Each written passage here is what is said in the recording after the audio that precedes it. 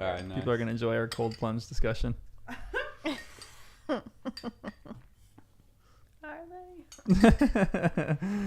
Well, sometimes I'll literally like come home and just take a hot shower so I can get warm. Or like I'll just. You can get out of the shower. I can't get out. I know that's a hard thing, but I'll lock myself or not lock myself. I like make sure I shut the door so like all the steam gets in. Yeah, so, like, yeah. It will. I'll like 15 minutes. I'm in the shower and the steam is billowing. I'm like, okay. You turn off the shower and it's a little bit cold, but you're like walk out and it's like, okay, it's steamy. Yeah. It's like better. And then you get dry, and you get changed, and you come out and it's like a wall of freezing air. It's right in the face. Sure is. Gosh. Well, a new trick is like a space heater in the bathroom. Ooh. I don't know why my parents just started doing that years ago, and I was so used to it. I was normal to me. That is so Oh my gosh. smart. It is the best. Every time I poop, cousin, they turn have that thing on. heated That's floors. so smart. What? Oh, that's Yeah. Oh, heated that is floors. awesome. That's huge. Yeah. Tile. Oh, that's goodness. the worst. But then yesterday, what did you? So I had my pajamas hanging on the bathroom, and you aimed the heater at my pajamas that were hanging. And so when I put them on, I was like, "This is amazing!" Yeah. Exactly. They're So when you get out of the shower, it's like Yeah. you can bring the warmth my. with you a Because little they're bit. It's so usually nice. freezing. Danny, It's a great thumbs up move. for that. Great husband move right there. Yeah. Now we got to get a second heater so we can be blasting everything. We don't have Your enough bathroom's outlets going to be for 100 that. degrees. Yep. We only have 2 outlets. Their house is just full of heaters. Well, He it's so won't- dumb. He won't increase the wall one. Yeah, I'm like, Space heater. when did this happen? All of a sudden, I'm in like dad mode or something where all of a sudden the thermometer matters. I'm like, the thermostat, we can't turn it up. And I'm like, why? Because I want to have a $30 electric Yeah, bill. exactly. Yeah, and I'm yeah. like, I could pay $40 for electric. Yeah. It's fine. 50, make it 100. It doesn't matter. Yep. But for some reason, I turn it into a game. Yeah. you're I wanna like, keep it as how low as low can you possible. go? I was like, I'll freeze. I will not You're like, let's survive. not play that game. Playing with my life here. It is a At my fun own game to place. play. I like playing it on my own because Yeah. like, no one else is here, so I can do it on my own. But half the time, my brother he came in the other day and he's like, "Why is it so cold here?" He's like, "You're gonna pay an extra $20 a month just to be warm for the winter." He's like, "Why are you torturing yourself?" Yep. I'm like, Just that's a cold great anyway. point. Yeah, that's a great point. In the summer, I did the opposite for like a year where I kept it really hot and I'd have the windows open Yeah. all the time. It was great. But I was sweating, and that's fine because Yeah. I just sweat. Yeah. But then I didn't even realize I was doing like an extra load of laundry every week Yeah. just to do it. And I'm like, what am I doing? It's taking more time. I'm eating through my clothes. I'm spending money on the bills just running Yep. the laundry. Yep. So I was like, you know what? I'll just go a little extra. worth it, yeah. Keep it ice cold. Yeah. Although then it's a problem for you in the summer too. You're like, why is it freezing Yeah. in here? Well, that's in the summer. I keep all the windows open, Mm. and it's lovely because I like it hot, and I'm like in my glory. My AC Yeah. bill is like nilch because I rarely Yep. ever turn it on. That's the I best. wouldn't need much. I wear sweatshirts sometimes in the summer. That's Yeah, true. yeah, it's great. It's lovely. I know. I'm always just hot. Because you're gonna go into inside and they have air And they're conditioning. freezing. Yeah. So then you have to wear the sweatshirt, and then when you get out, you leave the sweatshirt on. And it's like defrosting. It's Yeah, like, it's the- that's yeah. my favorite feeling. It's one of my It's favorites. when you're so cold, and then you're like, yes, I get it go outside. outside. It's so hot, and it's just so. Ugh. Sometimes I love going into a super hot car I'm because you're like, finally someone I Yes. can relate The first to. few minutes of sitting in a hot car like My that. temperature issues. yeah. But yeah, you're right, Danny. It's only like the first few minutes in a hot car. After a while, you're like, okay, this is like a sauna, and I'm boiling right now. Right. Remember when you didn't have air conditioning in your car? Yeah, remember that time right now where I don't have air conditioning? No, it's honestly, it's pretty good right now. But my previous car, it was bad. It was like 0. Ooh. It was like just a fan, so it's like hot air, like the Oh. space heater in our bathroom just blowing. That was like our first, second, third, fourth. Oh yeah, because that was 50? actually on my Hinge profile too. Not the air conditioning, but just how clunky my car was. I'm like, be ready, whoever says yes on Hinge, because it's not a good car. You were gonna One be either date- freezing or really hot on the date. Yep. We had the windows down. I did my hair, and then I think I told you this. We went to an ice cream shop, and I had to use the restroom. I go in, my hair. I was like, my hair looks like Hermione's hair. It was like a mess, and I was like, you didn't tell me my hair looks like this the whole night. Like I had no idea. And I still have no idea when it doesn't look good. So But he's like, I like Hermione. I was like, hey. This is not. This is the second or third date. I don't want to look like this. Oh. Fair. But I was so hot. I was like, "Can you open the window?" You're like trying to say it subtly. Oh man, it sure is hot in here. Wait, there's also I'm a like movie sweat where dripping you on it. think Is it? you I look, didn't like, notice. Gorgeous, like with your hair flowing. Yeah, in yeah. the, like open window of a car, and you actually look like a hot mess. Yeah, it's like in your face. I forgot what movie that was. He's like, you just have to put your seat back a little bit because it was like going like this. Oh, And then- yeah. Yep. What movie is that? Too? I don't remember. And then he pushes the seat back, and then she's like, oh. Anyways, I don't know what movie that is. The tricks it a of the chick flick? car. yeah. I was thinking of the one where he adjusted. It was a convertible, and he Yes. adjusted the windows of the car perfectly so that it made the hair do like cute things Maybe it was instead of that. terrible things. Wasn't And that was like his move. Oh yeah. Yeah, wait, I that's feel like I've heard that. I don't remember what movie it is. Oh, I man. I I feel like remember I've heard that watching it too. at some point in my life, and I don't remember anything else about the movie, but I remember she was that. married, and that was like her boyfriend, or like that was like her. But I thought that was also the guy we weren't supposed to like in the movie. Okay, it's the same movie. Is the other woman? What movie is this, people? It's Yeah, like a chat. bull- Anyone know? We have I 30 think people she was blonde. watching. Someone has to know this movie. I don't know. It's not the other woman with Cameron Diaz and Kate Upton. No, I think it was an older. You know, Cameron Diaz could have been the person in this, Oh no, this was like I thought her. but I did think it was older than that. But maybe. Yeah, she was a blonde. Cameron Diaz is one of my least favorites. I do not like Cameron Diaz. Wow, why I just don't think not? She's a great. So I saw her in The Holiday, and I thought I love that it movie. was the most. She was the worst in that movie. She was so unconvincing. She tried to play like. I don't know if I remember. There was it. a moment at the end where what's his name? No, not Jasper. Who's Jude Law? Well, whoever Jude Law plays, introduced her to the kids, and she's like terrible with kids. And she's like, supposed to be terrible with kids. I know, but then she's like, he was like, oh yeah, my kids love you, and I'm like, no way, No, that's they so don't. unconvincing. You can tell the kids don't even like him; they're acting. That is so great. Whatever. I love that movie. It's a great movie. I do love the movie. Yeah, I think Jack Black is great. I was gonna say their storyline is really cute. Him and Kate Winslet. Yeah, I liked that Yeah, one. yeah, it is a cute one. Maybe I have to watch this again. I feel like I must have seen it, but I don't It's a remember good it. Christmas Oh, movie. it's so good. Yeah, it's a cute Christmas movie. You should watch it this year.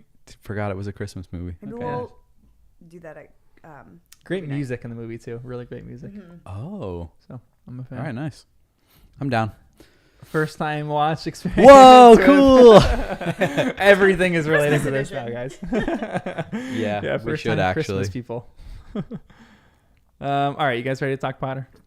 Always. Let's do it. Always, always, always. Because it does happen all the time anyway Yeah. in our lives.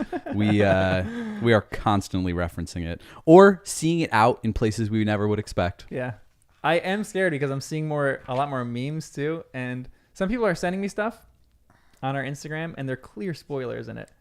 And I'm like, I just can't share this yet. But I'm like, if people are just finding this, I'm sure you guys Yeah, are I coming know. across There random are memes. certain See, things I don't I'm look like, for any yeah. memes. I have unfollowed and told Instagram don't show me more like this Good, for all excellent. of them. The only culprit do would be Brandon and my friend Kyle Yeah. when they send me things. Yeah. But even then, I'm You like, don't even meh. look at it. I can usually tell if it's going to be like a lot of it is not fan fiction, but fan art of like little things like that. And I'm like, Yeah. oh, that's cute. Like little Hogwarts in the winter, or what was the thing you posted today was they put up the Christmas decorations in Yeah, you can do like that stuff Universal. is great. Oh, the Christmas decorations. Oh wait, I did see that. Yeah, I just posted it this morning. I think Mel sent it or something. Okay. It looks so magical out there. It's so incredible. Yeah, it really Oh, does. we never finish. Make And get it then it feels like weird because then what time do we go? We might have to go Maybe. multiple times. I know, yeah. At this rate we're going currently, maybe like next summer. That's It's fair. all right. Yeah, it's great. Guys, I didn't take notes again. I'm sorry. It's all right. I'm just gonna grill you with summary questions. Oh no. Um, See if my brain even works.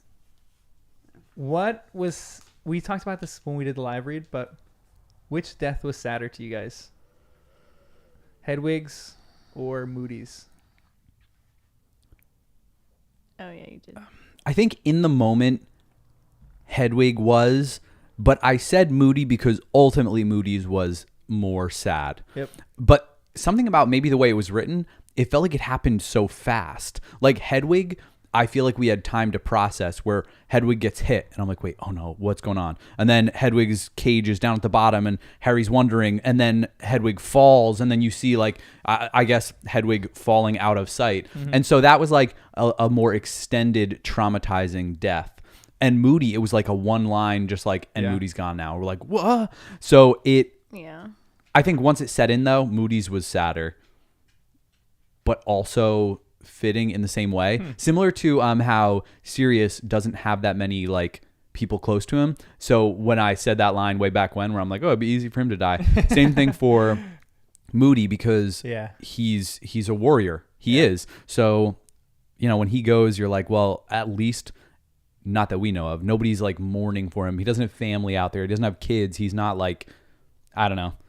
It somehow feels simpler compared to anyone else in that crew that could have died. I'm like, Dung, he can go, obviously. But after that, I think Moody would be my next choice. That's a terrible way to say it. I don't want any of them to die, but like if somebody has to, I feel like it's worthy.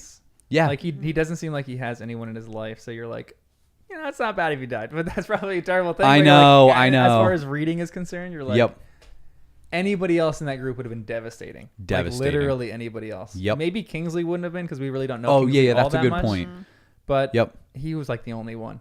You guys, her writing this, because I remember, or reading this again, I was reading it last night, and I was like, where she leaves you off in chapter 4 with Hagrid's like dead on the ground, next chapter called Fallen Warrior, is just torture. Brutal.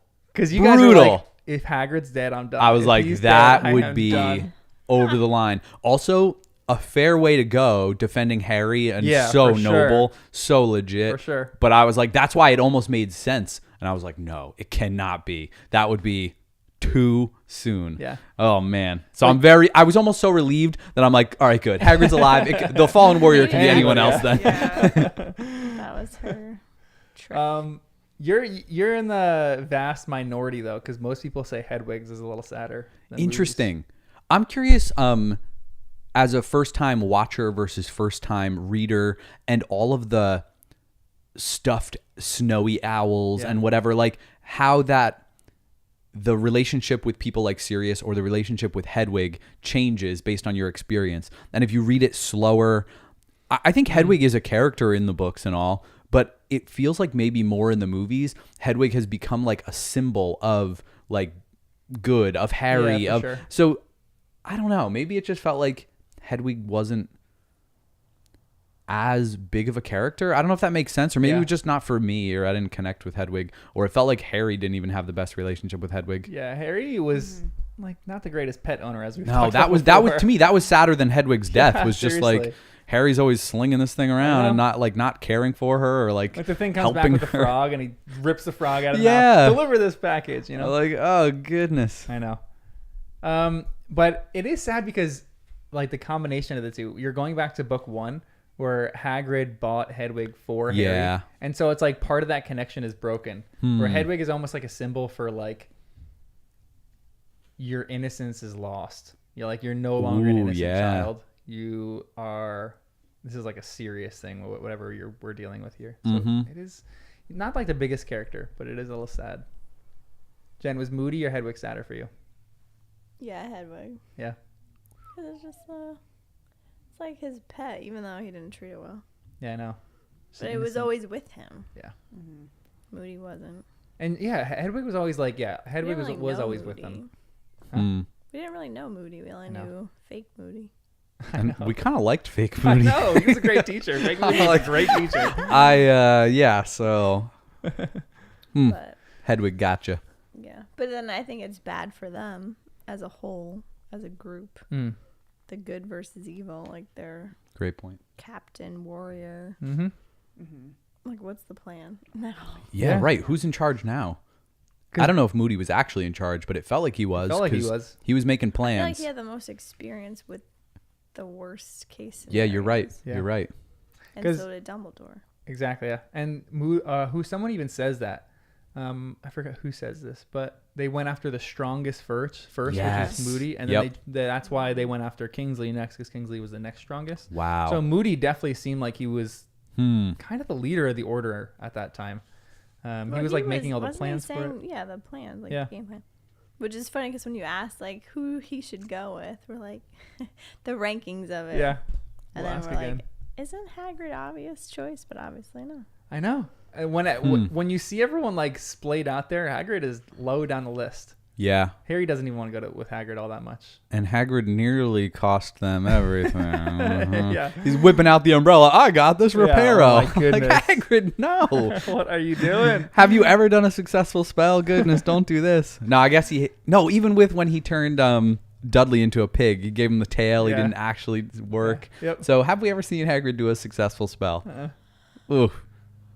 He's not self-aware. Yeah. That's the thing. I'll spoil one thing in the movies because it's not really spoilers if it's the movies. But they changed the Hedwig scene slightly in the movies where Harry lets her free. She doesn't die in the cage. Ooh, so And good. It's actually kind of a good change. And the reason that the Death Eaters know that it's Harry isn't because of Expelliarmus, which is a significant change to me. Oh, yeah, you're right. Because him not doing that is like he's saving other people Harry is like being compassionate. Yes. That's why they know it's Harry. Rather than this, which Hedwig tries to knock a Death Eater off the broom and then flies and then takes a killing curse that's aimed at Harry, which is a really beautiful that's thing. epic. So Yeah, it's yeah, actually yeah. it's actually pretty moving in the movies, but it's very, very different. And it sends like a little bit different of a message. And that's how the Death Eaters know. That's why Voldemort comes after because Hedwig was the one protecting Harry. That's cute. I know, it is kind of cute. So we'll see that. We'll see that maybe in a year or two. Yeah. And we're going to be watching 3 movies back to back. I know, it's going to be great. That's pretty sweet. Oh, that's right. Yeah, we haven't seen him. Yeah, we were talking about what is the spoiler in book 6 movie that we cannot It's just, it's see. small. To be honest, if I go out back on that, I'm like, if we watched it, I don't even know if you guys would have caught it. But it's just a little bit too much where I'm like, you guys are such detectives that I didn't trust. Yeah. I didn't trust the movie with this. I was like, you guys will figure something out. Probably. We got but- Crouch Jr. I know, exactly. Kind of. Yeah. I mean, kind of. We did. Yeah, we did. Yeah, go us. It was. We didn't know a junior existed, so it was the best. Mm-hmm. Best we could do under the circumstances. Yeah. But anyway, welcome to the podcast. I'm John, Jen. Danny? And Kristen. and this is Harry Potter and the First Time Readers. Forgot about that. Yeah. Such a riveting intro. I know. Forgot it was the intro. Okay, can you guys give me a summary of the 7 Potters chapter? There was a lot in this chapter, but just a general summary of this one. Oh boy, everybody turns into Harry Potter. There you go. That's what I got. Yep. And then this chapter, this is the one that ends with Hagrid falling. So they actually leave in this chapter too. So it's like prepping to leave the Dursleys and leaving and starting to fly Yeah. out of here.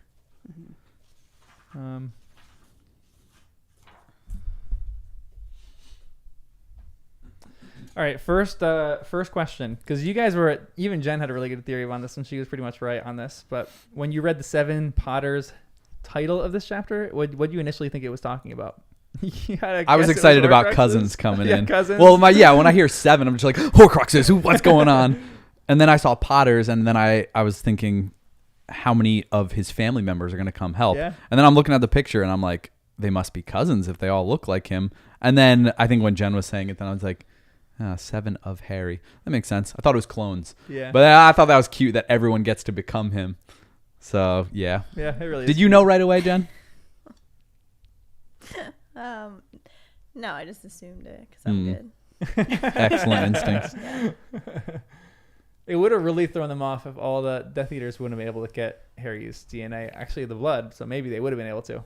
If they got his DNA and like really did a number on Harry. There's a bunch of Harrys just floating around the sky waiting to kill Harry. Yikes. Yikes. I feel like he That was would've been so intense. self-conscious, everyone turning into him. too. Yeah. Yeah, nobody like looked in his pants or anything, but it's still Is that what you were thinking about? the giggler over here. But he did say that. He said, I was like, I want you to I would not explain have what thought you of it at all, but she writes a line in there that 'Cause- makes you Yeah. think like that. well, yeah, because she said, like, from Harry's perspective, Harry's like, nobody else seemed quite as concerned about his privacy as he was because they're all in someone else's skin. So they're like, yeah, I'll just get naked here. I mean, not like they were like actually stripping all the way down, saying. but it gave that funny moment of like, wow, that is a weird dynamic. that he's watching himself get changed as other people are getting changed. And there's like It's a funny. slight dig that Floor gives because she's changing and she goes, "I'm hideous. I'm Bill, turn hideous." away. I'm hideous." And Harry's like, Excuse me. "What the heck?" That's a jerk thing to say. I didn't know you could turn like fully. Never mind. I don't want to get this. And then Hermione's saying how bad his eyes are. Like, oh, your eyes are terrible when she puts on his glasses. Oh, So I missed that. yeah, Yeah, I was probably trying to follow you, and you're like scribbling right frantically. And then Ron's like, "Oh, you don't have a tattoo on your chest." Yeah, Which that one was weird though. It's just such a weird thing. He Like, changes. Yeah, you've never seen Harry change in your entire 6 years in Hogwarts. How? It's impossible. It's ridiculous. Actually impossible. Well, you know what I also thought though? Maybe wizards change in better ways. Because maybe you just like do a little spell, you I don't twirl, know. and then you're changed. I don't know about that. There's a common thing that wizards didn't really invent toilets or use toilets for a long time. They just pooped in Right. their pants and took the poop out of their pants with magic. So you're like, if they don't even poop in toilets, you're like, how the heck are they going to change any better than Right, right. like, So somehow Ron has not ever seen Harry. So maybe, well, I don't know. It's just a weird dynamic. Harry's never showered or never changed in Ron's sight, which is just wild. There's some really great lines to start this chapter. Like when he's looking in his little wardrobe cupboard under the stairs, it says he gave him an odd, empty feeling to remember those times. It was like remembering a younger brother whom he had lost. And then it says, Harry looked around at the stacked shoes and umbrellas, remembering how he used to wake up every morning looking up at the underside of the stairs, which is more often than not adorned with a spider or two. Boom. Spider spies. Little drone spider pilots. Spider spies? Yeah. That's what I wrote when I saw that. I was like, you know what? Maybe Hagrid or Dumbledore sent some of, what's his name? Aragog? Yeah, Aragog spiders. Aragog spiders over there to keep an eye on Harry. They're perfect. They Yeah. can just blend right in, send notice back to their people, and then I don't know, just seeing the spiders here and the spiders on Dumbledore's hat and all that. It'd be funny if there was some connection with spiders. Do you view Anyways. spiders as more positive or negative, like good or bad creatures? I don't know. In general, it seems like they are definitely bad. Aragog has loyalty to Hagrid and I think dead. Dumbledore. Yeah. But now that Aragog is dead is different. But back in the day, maybe their loyalty was even stronger. So I get the impression that when Aragog was young and Hagrid was the whole Chamber of Secrets drama, I feel like there was a lot of loyalty. And then as time went on, maybe Aragog got old and grumpy and some of that loyalty maybe faded because Hagrid was remembering the good old days, being optimistic, seeing the best of things. Oh yeah, Ron, Harry, why don't you just run into the forest, totally safe? And then meanwhile, it would have gotten them killed if they were Yeah, not for on their sure. toes. Yeah. So it makes me think back in the day, more loyalty Aragog had. And now, he can't control all of his offspring. For sure. But So, maybe these are maybe two spies. Maybe spider spies. You need to write books, Danny. He's getting the fanfic already. He's Yeah, gonna yeah, have a spin-off. So. That'll be part of season 3. When I'm reading through it a second time, I'll really look for those spots for exactly. fan fiction. And then this line keeps going. It says, We can those had sell been the them. days before he had known about anything about his true identity, before he had found out how his parents had died, or why such strange things often happened around him. But Harry could still remember the dreams that had dogged him. Even in those days, confused dreams involving flashes of green light. And once, Uncle Vernon had nearly crashed a car when Harry had recorded it, a flying motorbike. I love that Harry is like kind of ushered into the world on this motorbike, and he's ushered out of like his childhood with the motorbike as well. But what about this flash of green light? What do you? I mean, we've talked about this a little bit before, but do you have any confirmations or theories about that? Because we've talked about that being like the green light or something like that. Yeah, a traffic so accident or Unforgivable Avada Kedavra. curses are green light, Yeah. right? And it seems like green is a Voldemort thing. Yeah. So stupefy seems to be a red light. Yeah. I I don't know if all unforgivable are green. I think Avada Kedavra. Avada is green. Kedavra, I yeah. don't know about the other two.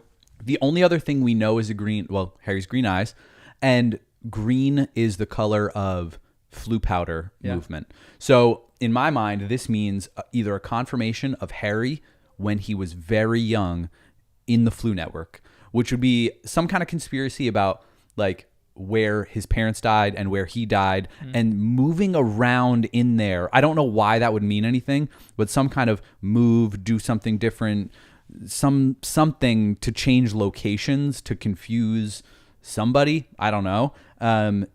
Or it's Harry actually remembering the light that killed his parents. Yeah. And so It's probably that one. yeah, I'm a little confused though on the Uncle Vernon had nearly crashed the car when Harry had recounted it. Like that feels weird to me. Uncle Vernon crashed the car when he recounted it. Like it also feels weird that Harry is recounting it to Uncle Vern. But then like, does Uncle Vern know more than we think he does? And did that like trigger him? I don't know. They did know because they made a promise to take him but not do anything. So he has to know. But I think the fact that it's becoming real to Harry, like, oh, they thought they could just hide him from the world, but then they can't because things keep happening. And if he's recalling something, then it's like, who can explain that? And a dream of him being 1 year old. Who remembers when they're 1? For sure. So there's something something magical. Yeah, magical. this No, but is if it's something traumatic, I think you would remember, even if you were 1. Yeah. yeah, that's actually true. I feel like I feel like there's got to be some child psychology studies out there about something like that. yeah. Like you remember certain occurrences if they're super traumatic like that, even before you can really fully remember certain things. Yep. Even if it was just like for him, the color green. Yeah. You know, just reminds him of that. And so, yeah, if he's thinking about that when he's 1 and 2 and 3 and 4, and he's always just associating green with like these weird memories. Yeah, could be. But it is lovely too when everyone comes and Harry like truly sees all his friends and all these people that came out to support him, and he's so unexpected. Like he's blown away by this. It says, Harry's heart seemed to expand and glow at the sight. He felt incredibly fond of all of them, even Mundungus, whom he had tried to strangle the last time they had met. And this is where we learn Lupin and Tonks getting married. So what do you think of them Nice. wedding? I like it. Yeah? Yeah, I'm glad Lupin shaped up and finally caved. Because I think he was being a little silly. It was noble, but it was a little silly. For sure, yeah. So, yeah, why not? This is where we talked about dating for a while with Lupin and Tonks. This is Yep. an interesting question because they're 12 years apart, right? Or Yep. But in the wizarding world, even in the real world, what's 12 years? And he's part werewolf. Yeah. But she can... The look She on your can- face when you said that too. Part werewolf. But she can morph Which Magus one's into a worse, werewolf. 12 years or werewolf? I don't know. Yeah, I guess it depends who the girl is. it's true. But no, I'm glad. I think it was cute. I feel like I never. It's like whatever because you don't see Tonks' personality enough to know, or them together. So for me, Yeah, we it's don't like, see them oh, together. That's great for them, but like I couldn't have pictured them together because they never talked about Yeah, them together for or sure. had any There's never been instances where they were interacting together. Yeah. There's never really been like plot or development for them. It's just been like a side story where Harry learns more information about it every Yeah. once in a while. So it's like, Yeah. But I do know I like both of them. Yeah, for sure. yeah. They're both like very refreshing. The only thing that it feels like the age difference is apparent. Like I think of Lupin as being 12 years older. And so I think that was the only part where it was a little bit funny at first. But no, it makes sense. I think it's cool. But it'll be cool to see them together a little bit. Wait, whose wedding is this? Now this is going to be Bill and Flora's wedding. Bill and Flora's Yeah. wedding. And yeah. they're already married. Lupin and Tonks are... Lupin and Tonks are okay, already yeah. married, yeah. Bill, was he part? He was the one escorting. And Flora was Flora Harry, Yeah. who was Idius. Oh, okay. Yeah. No, I was just curious if he did polyjuice, if he still would have the scar on his face. Yeah, that's actually a Oh, fascinating wow, question. you're right. I think we talked about that a little while ago, whether... This is getting excited about something. Whether if you take polyjuice potion, if it goes back to like your uninjured self, like you have no scars or anything like that, or if it's your current self. I guess it depends on the DNA that you take maybe, but I'm thinking a fascinating if someone question. took Bill's polyjuice, I don't know if the scar would show because it's a magical wound. But I'm thinking if Bill took polyjuice, the scar would show on Harry's face because it's a magical scar. Dark magic. That's what I was thinking too. Interesting. So then I was like, wait, was he one that turned? Did they show this in the story? And Moody didn't use polyjuice, but and we were discussing it because Barty Crouch Jr., when he used polyjuice to look like Moody, did it turn him into the scarred Moody that we know? Yeah. Or did he have to do some makeup magic, whatever stuff afterwards? That's true. We did talk about this during that time. Yeah. And so I think because of that, I'm assuming the simpler version would be that if your wounds cannot be healed by a healer, Madame Pomfrey or somebody, then it's because they're magical and you're kind of stuck with them and there's some magical connection to like who you are. So then if someone took your polyjuice, the wounds would show. But you just said that Bill's wouldn't. No, I wasn't sure if his scars would show if that's someone took polyjuice. But now I think yes. I think they would. I think if someone took a polyjuice of Bill, like Bill's hair, I think the scar would show. Although hair's a weird one since it grows out. So if they cut the length of the hair at the end, they could look like original Bill. But the fresh hair that's growing now would be... That's great. Anyway. Oh, boy. Sorry. So this is another one. And it says, so this time, and I think Moody is talking here. So this time when you leave, there will be no going back. And the charm will break the moment that you get outside its range. We're choosing to break it early because the alternative is waiting for you-know-who to come and seize you the moment you turn 17. So all these people come, and they take Harry, and this whole Seven Potters plan. What would your guys' plan be to get Harry out? Do you think this is a good plan? Even, Jen, you were mentioning during the live read, which is just ridiculous to me, how there was no security checks when they all came. Like, Harry just welcomed them with open arms. Yeah. And, like, yeah, there's a bunch of them. It'd be hard to replicate any of them like that significantly, but still. Why not? It's I know. The worst time. 100% agreed. Or then they're not even checking if this is the real Harry, too, to be honest. Which I guess it has to be because there's some kind of protective charm over the house, but still. It's a little alarming. Yeah. But what would your guys' plan be to get Harry out? I'm assuming we're going to take their word for it with the Flu Network and Apparition and say, cool, that is not an option. It feels like they should be trying to figure out a way to make that an option instead of going through all this, but let's, take their word for it.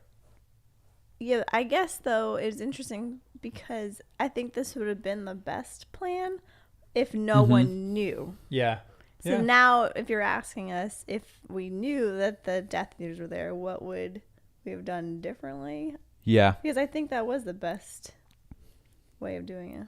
Well, what we do know is they're even Moody. He was sloppy. He's yelling out, "Meet you guys at the burrow," when they're leaving. Like it just makes no sense. And I think if they were being just as cavalier with their plan earlier on, then that's where this trouble came from. We know that the twins had the extendable ear when they were listening to the order in that other book. So now listening is a thing. We know the omnioculars, you can zoom in and slow down and repeat things. You could just read lips. So what I'm saying is anything spoken out loud is not safe.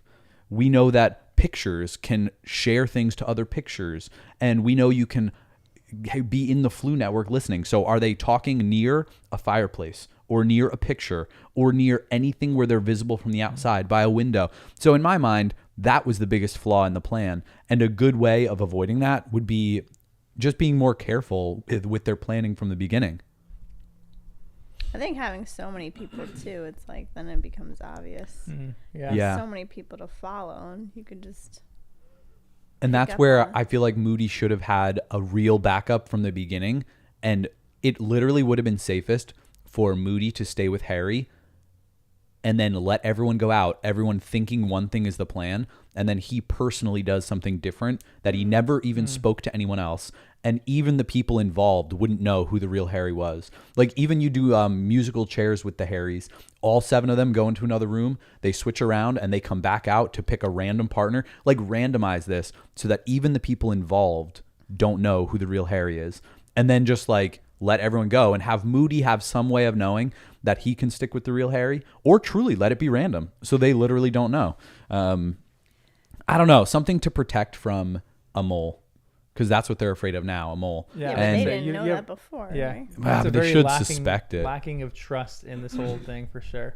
Once you see Snape go bad, you have to trust that moles got in once, they can get in again. Why are you trusting Mundungus at all? And just trust that with polyjuice, with all these clever methods, you can't trust people. With the Imperious Curse, you have to just account for any weird curveball of people being bad. So that's why I think Moody should have done something different. I also don't like that they flew up into the open sky. Yeah. There's not enough you can do up there. In my mind, risk it with the muggles, whatever, and fly low. Be on the ground, all of you, separate directions at ground level, weaving in and out of houses, street level, whatever. Or even use muggle transportation and just try and blend in with muggles. I feel like that would be a safer bet than 100%. trying Just to take like public fly. transportation somewhere. Because they're on the lookout for people flying. There aren't so many things going on in the sky. Oh, it's a goose, it's a plane, there's a dude on a broom, you know? So I would say blending in with other people, being out in the muggle world seems safer than what they tried to do. They could have done polyjuice as strangers. Grab a bunch of strangers. Seriously, Yeah. that would have been Yep. brilliant. Yeah. Polyjuice. You're right, they have the and polyjuice. Walk out. That would have been great. So I just thought things like just good old classic things like that. We know that the twins developed those, what was it, like smoke disillusionment, like black smoke, something. I'm just Peruvian like, instant load darkness up on powder. those. You blast the whole neighborhood in all these things. It's going to be a big pile of black smoke. And then you have 7 Harrys popping out of the smoke in 7 different directions. And then you just like go from there. Like, I'm like, either way, it just felt like their plan was a good step 1. Yeah. But to have a real good plan, it's like that little shell game, you know? You got to be playing the shell game better. So starting with 7 shells, great. But there's got to be a next layer to it. And Yeah. it feels like they only did the 100% first step. agreed. Yeah. So I don't know. I feel like Hedwig would have given Harry away. Yeah. Yep. But they had It's so stuffed. little, but like They had stuffed owls though. Everyone they wrote did. with a I stuffed missed owl. Yeah, it's a, Because it's a I missed small it. little thing. I missed it too. because Yeah. I was like, I'm reading, Yeah. I'm like, obviously the one with Hedwig. Yeah, for sure. If Yeah. Harry does have Hedwig. And maybe that's why Hedwig had to stay in the cage because then the stuffed owls would look like Hedwig and they can't let Hedwig out. But even then, I'm like, you're going with the stuffed. Why not just buy 6 more real snowy Why owls? couldn't Yeah, they have agreed. just left her loose in the house? Agreed. And then you say, in a day, come Yep. find Yeah. me. Like Yep. when the Dursleys open the door, Hedwig flies out and then she's free and finds Harry and it's great. Mhm. Their And plan then with Hedwig he was could terrible. have had a stuffed animal one. Yeah, agreed. right. So sad because I that know. wasn't fair. Just using a cage. There's no, I know. There's no reason for her to do Another that. thing that I was thinking though is Hagrid with all his magical creatures. I'm sure there's a ton of creatures they could have all like gone on, or had protection from. Like what's the one Buckbeak? I'm Yeah. like, why don't you? Yeah. have Yeah, a hop on ton a of hippogriff. those? And And yeah. then like at least they could be flying next to them Yeah, for sure. as like bodyguards. Even Yeah, why you're did right. the bodyguards take Polyjuice Potion of Harry? Why not? Like You're right. That's like the second layer. Like the whole idea of all the layers on this, like all implement that. So even all the protectors are Harry. So it Yes, makes it even you're more right. confusing because they wouldn't know who Moody is. They wouldn't know who You're right. Hagrid is. Well, Hagrid actually that's probably the reason why they couldn't take it because Hagrid couldn't take it because he was half giant Yeah, but he could just be the only one. for sure. What's the yeah. difference? Yep. Uh-huh. Yeah, you're right. Yeah. And even to Jen's point, like they should have added other creatures. Like why didn't they bring like why didn't they ride off in dragons? Yeah, exactly. It's a great. And then I was like, unicorns. Yeah, get Charlie to bring Norbert back. sure. And All this stuff. I was like, there's so many creatures that we don't even know about. I know. And he also crossbred creatures, like all these crazy things. The blast end screws, yeah. Although they did Yeah, bring you're Thestrals, right. and Thestrals are probably the best plan that they have. True. If I was riding on something, I would probably want to be a Thestral because they're so fast. They have a great sense of direction. Yep. They're better than most of the other creatures. that and they're they're independent. They have independent thought too, so you can tell them things, and they Intuition, can follow a plan. And Yeah. you say, "Hey, also while I'm trying to dodge, you try and dodge this stuff." That way, it's like they're the ones steering, and you can just focus on fighting. Otherwise, with a motorcycle with brooms, you still have to steer while you're trying to fend off Death yeah, Eaters. but I'm thinking of something that could like kill something else, Yeah, yeah. like a Death Eater. Seriously, like have even like Phoenix, like have Fox flying around or something. Right, Even right. though Fox is gone now. But like, and I'm sure there's a ton of creatures we don't even know about Yeah. that Hagrid would know. Yeah. And he went. That's why I just find it weird. Yep. Yeah, yeah. It feels like it wasn't a Or they thorough could be plan. like on the ground, and if you see something go wrong, you come on and you attack those Death Eaters. Yep. I know. I feel like what's the buckbeak's breed? What is A that? hippogriff. Yeah. Yeah. I feel like those would have been perfect. Seriously, yeah. It's been great Yeah, protection. you're 'Cause right. They would actually listen. Yeah. Anyways. Agreed all That around, could have been guys. full Ugh. circle.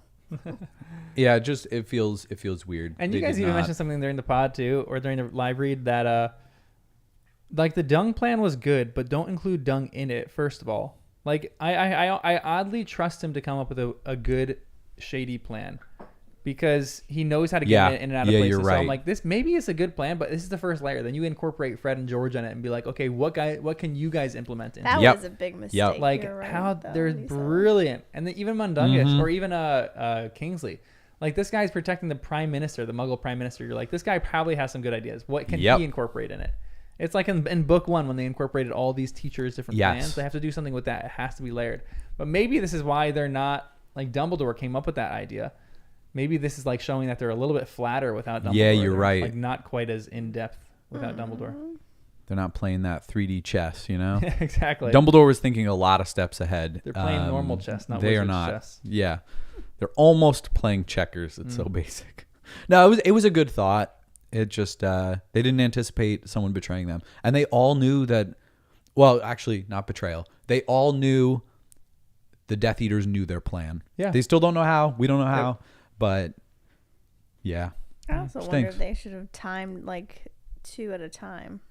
Yeah, agreed. Still wouldn't know who was who. Agreed. Yeah, like if just 2 people left and they're 'Cause like, then "This is you- Harry," they would throw everything they could at it, and then the They next would- Harry goes off in a different way, and No, the next but one then in a they different would way. warn the other ones, like, "Hey, there's something somewhere." Yeah, you're right. And not everyone's lives would be at risk. Well, Mm. they probably still would go up, but at least they'd be prepared. Yeah, yep. Yeah, it's crazy. Felt too simple. Yep. There's some other funny ones when they're changing. It says, from inside his cloak, Moody now withdrew a flask of what looked like mud. There was no need for him to say another word. Harry understood the rest of the plan immediately. "No," he said loudly, his voice ringing through the kitchen. "No way." "I told them you'd take it like this," said Hermione, with a hint of complacency. "If you think I'm going to let 6 people risk their lives, because it's the first time for all of us," said Ron. "This is different. Pretending to be me." "Well, none of us really fancy it, Harry," said Fred earnestly. "Imagine if something went wrong. We were all stuck as a specky, scrawny gits forever." Harry did not smile. That was And funny. yeah, it goes on, which is like another funny little thing. They might, Moody says this, "they might not be able to get at your house while your mother's charm holds, but it's about to break, and they know the rough position of the place. Our only chance is to use decoys. Even you-know-who can't split himself into 7. Harry caught Hermione's eye and looked away at once. "So, Potter, What's that? some of your hair, if you please." So there's always this question: why doesn't Harry talk to the other people about Voldemort splitting himself into 7? I thought Dumbledore said not to. But why does Dumbledore say not to? Because he's afraid of a mole. I think the element of surprise must be really important in this. And he's hoping that Voldemort doesn't know That people know. that people know. Because if that gets out, then he's going to double protect. Yeah, because then he would just go and get one of the Horcruxes and protect it personally. Or maybe he's already doing that, but he would do something to switch it up. Or he would just go check on the Horcruxes and see that RAB already took care of one. And so it's better to just like let Voldemort kind of I forget hope he about took it. care of all of them, to be honest. Yeah, how many more could he have taken care of? He just goes through and starts taking care of a bunch. It just seems like a lost cause because I was like, I still think if Dumbledore could barely do it, how the heck is Harry supposed to do this? for sure. Yep. For sure. And how did a RAB great do point. it when Dumbledore needed Harry and with the boat I know, only big RB enough seemed for... to do it like no big deal. Just in and out. And he's being all playful, writing little notes as he leaves. Meanwhile, Harry and Dumbledore are fighting for their very lives. And so it just felt funny, like RAB was crushing it. But that's what makes me think like maybe that person was on the dark side and then like left because maybe he Right. knows tricks He knows. Yeah, that is of fair. the dark magic that like maybe Dumbledore wouldn't know. that's why I want Harry to find him, and I want him to still be alive and able to help Harry guide Why him through. can't he ask like the Order of the Phoenix? Hey guys, does anyone know who this is? Yeah, he definitely should. In a clever way. He's not good at being I clever. know. Neither is Hermione. I'm just thinking of when Ron. she went into the Ron Borgin could and do it, Burkes and maybe. was like asking questions, and it Yeah, was that so was obvious. annoying. If they could find a clever way of asking, or I don't know, let the twins in on it, and then we trust the kids, we don't trust the adults. Yeah. So even going back to the RAB thing, when you are trying to get this Horcrux in a cave, you seem to need 2 people. RIB didn't seem to need 2 people because it was only him. Or is this guy a little bit more shady than we think? Because did someone die in the cave and he just is like, okay, He with that, sacrificed and someone. Yeah.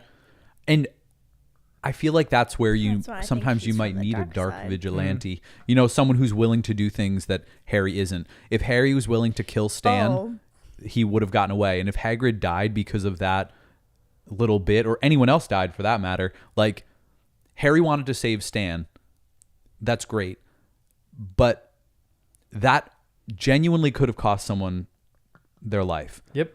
And this is another thing where it's a terrible way of saying it, but RAB might just be looking at it like Voldemort, killing him is more important than anything else because every second he's alive is a risk to all of humanity.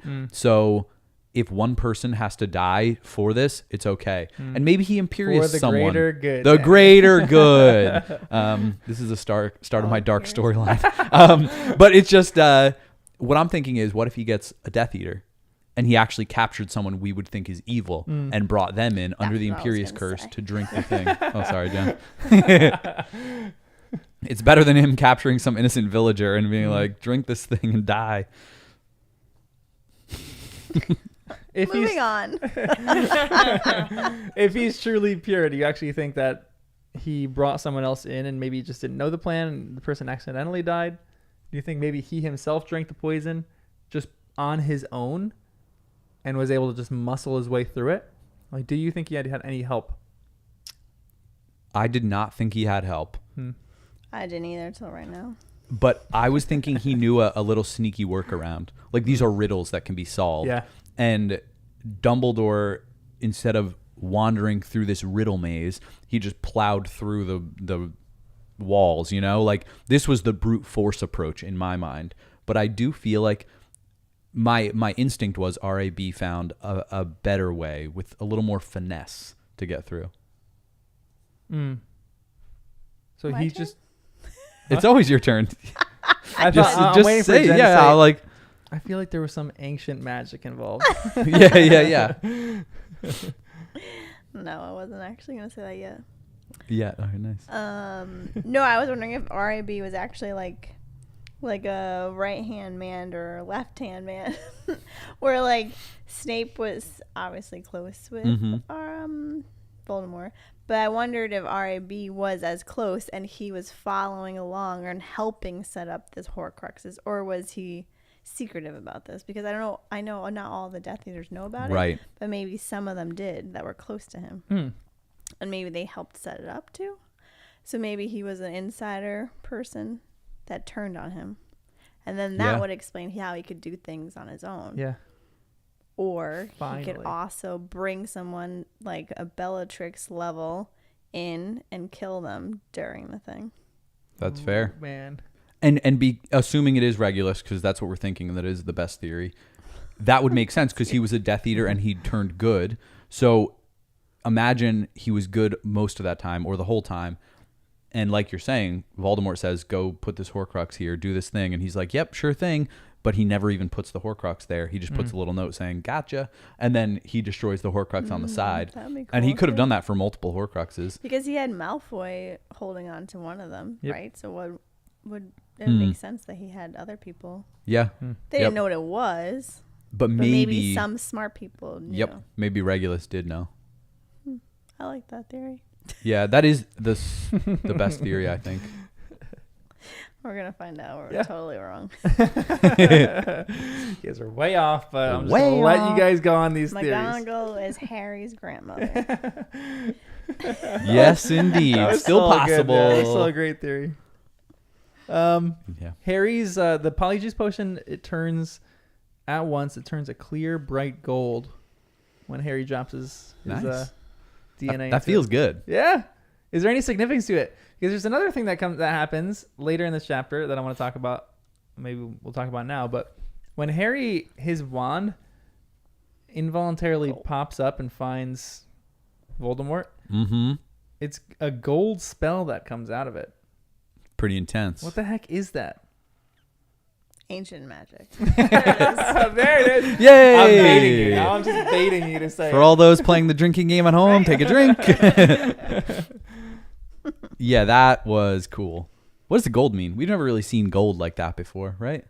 No golden spells. You would know. You're the one that takes notes. Yeah. I don't think we have, but it's possible. No, I don't think so. Does it have anything to do with like turning of age?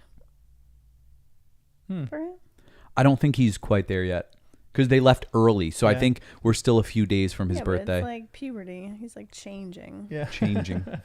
Yeah, maybe, but still gold is significant. And I was thinking that when they did the polyjuice,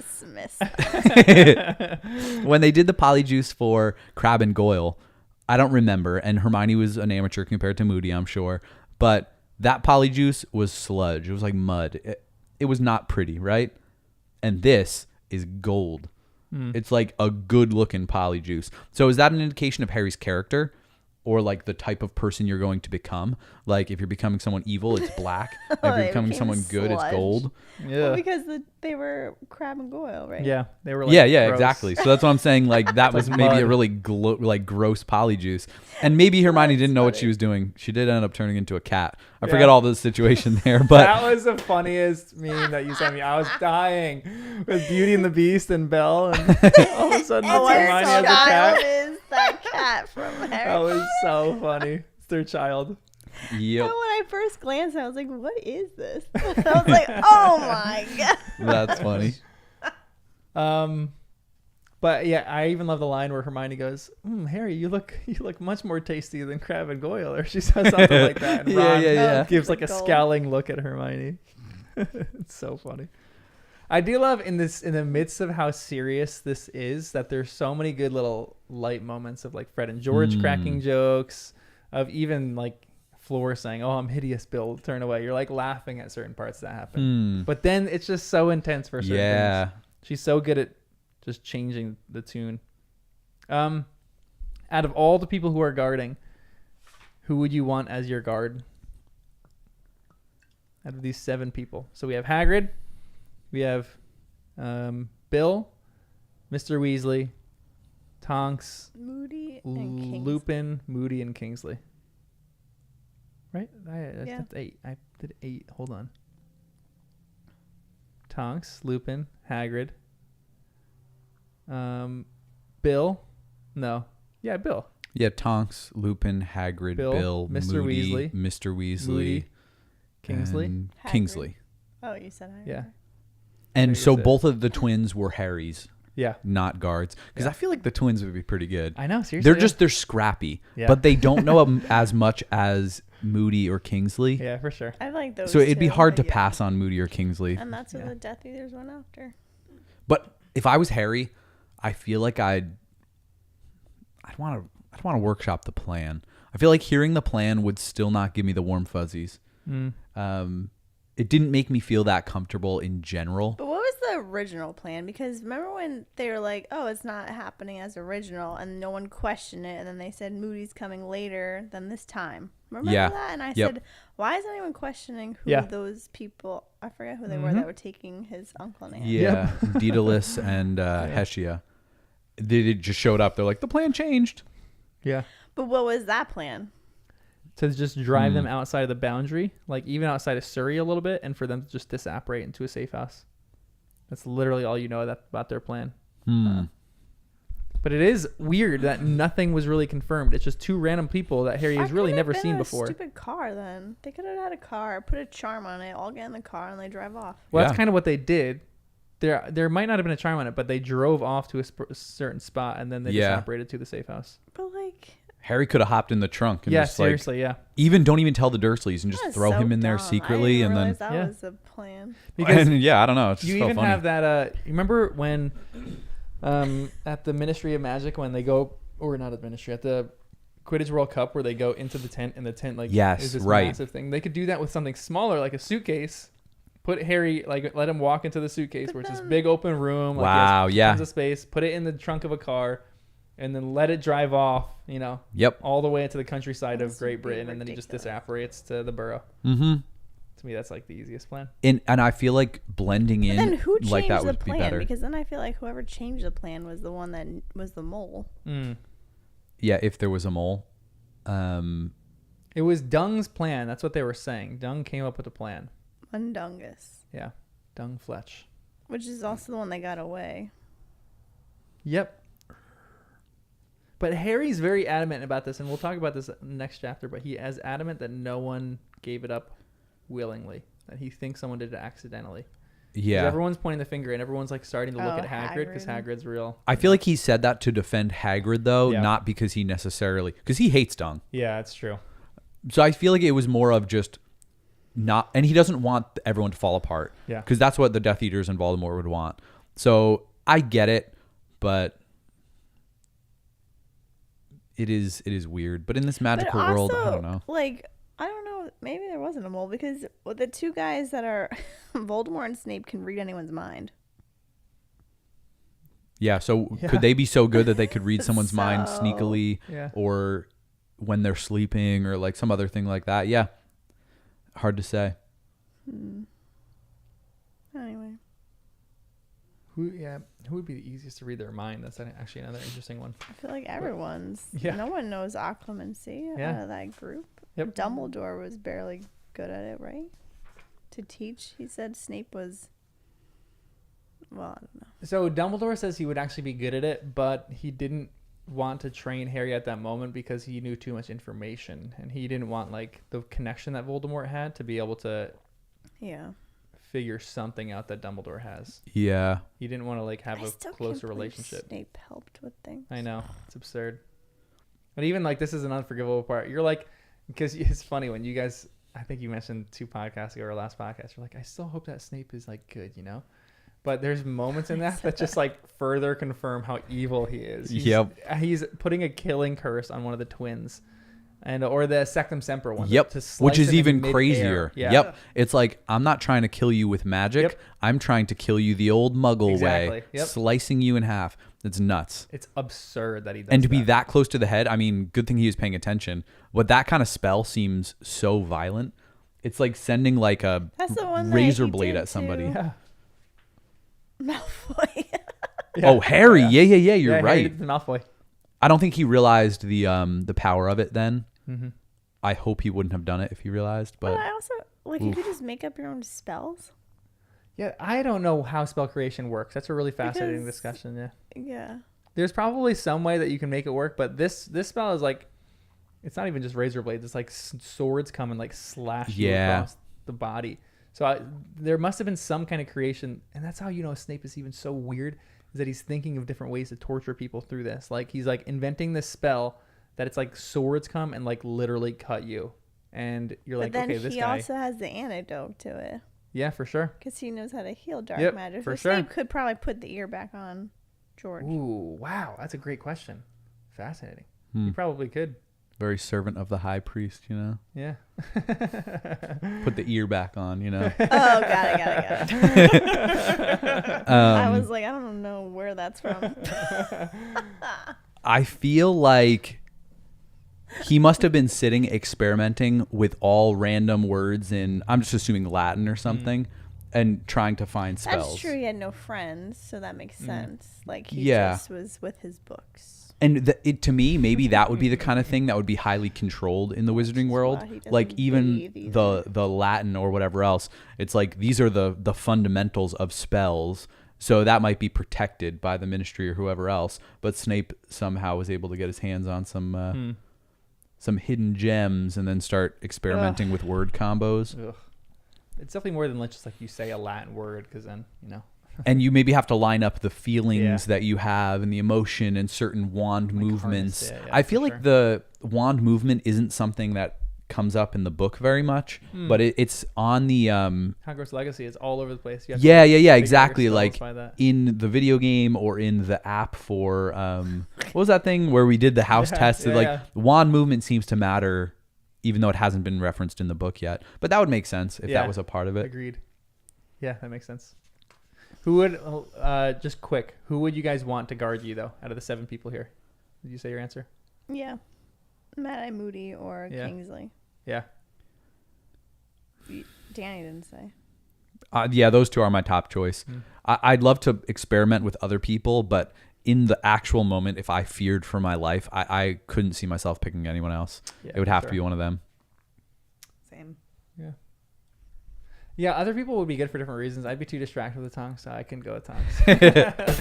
I'm just kidding. Respect. And then there's all sorts of other Flying things. on the magic carpet. I think you have to pair Mr. Weasley up with one of his sons, because then he's going to fight a little bit harder. Yep. If you paired him up with like just a random, like Hermione, he would fight for sure, but like you have the fatherly instinct in him, so you have to pair him up with that. Like Bill, it's great, but you know he's an obvious choice with Fleur. Lupin is another interesting one. He's great. I feel like he's great theoretically as a teacher. In real life, I would probably choose Kingsley and Moody over both of them.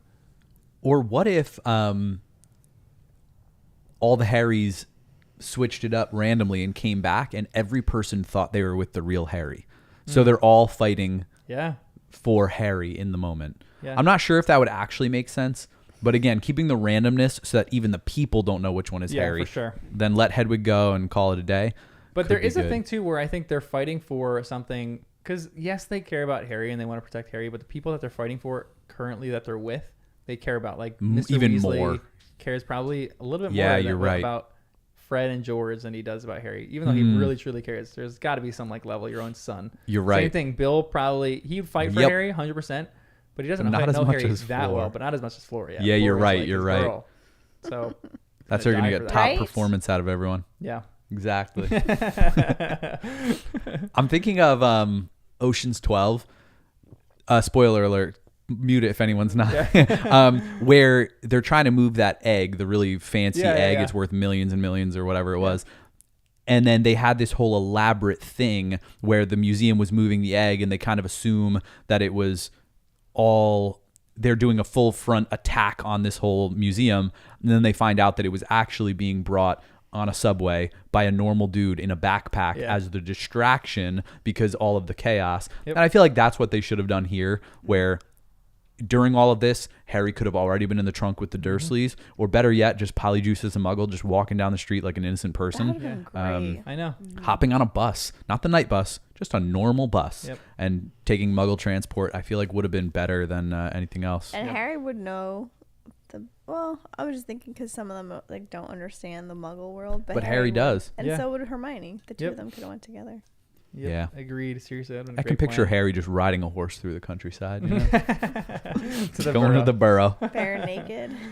I mean, I don't think so. But I was thinking, wait, if he has to be, I feel like that would draw some attention. All of a sudden, he's on the Muggle news. I guess I meant bareback and. Whatever. So they're both bareback. Daniel Radcliffe, when he one of his first things after he was like naked. There's a Broadway play where he's naked or something. Yep. Bareback and bareback. I think that's where your mind went. Through the Muggle countryside. Okay, so the plan is Harry, strip down, completely naked, get on this horse, and start riding away from Surrey. No one's gonna be able to tell it's you.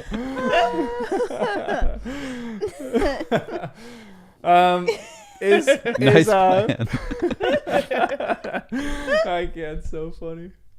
Is Stan Shunpike actually a Death Eater? At first, I thought yes, but then once they started listing people that were in Azkaban that are now a Death Eater, I feel like they probably are innocent, forced to do this. Yeah, I'm not as loyal to Stan as Harry is. I think he's a little weird and like. Yeah, I don't know why he's sticking up for him so much. Harry is so loyal to him. Like, in my mind, kind of to a fault. Because it wouldn't surprise me if he was a Death Eater. Yeah. But maybe he's more like Mundungus, where he's weird and awkward, but that doesn't make him evil. But I don't know. It did feel a little weird. I was like, Stan could be evil. Why are you so sure, Harry? You met him for like 5 minutes one time. I know. So I just feel like after you've been deceived by Snape, who was literally your teacher, how can you be so confident if some random stranger is like, and then all of a sudden he's like, oh, Stan, I'll never betray Stan. Why are you so loyal to this random dude? I still understand his instincts and I like Harry for it. But I'm not as convinced as he is that Stan is innocent. Yeah, for sure. He might be. Yeah. But also, it's like, why couldn't he have done anything else? He didn't have to kill him. He probably can't even kill someone with his spells, Harry, because he doesn't want to kill anyone. But why Expelliarmus? Like, then Expelliarmus is, to me, it's the most logical option to do. You think so? Instead of like stupefiers? Oh, because then they'll die because they're so high Ron up. stupefied someone, and then Tonks had fell hundreds of feet to their death. So That's Ron's fair. a murderer now. yeah.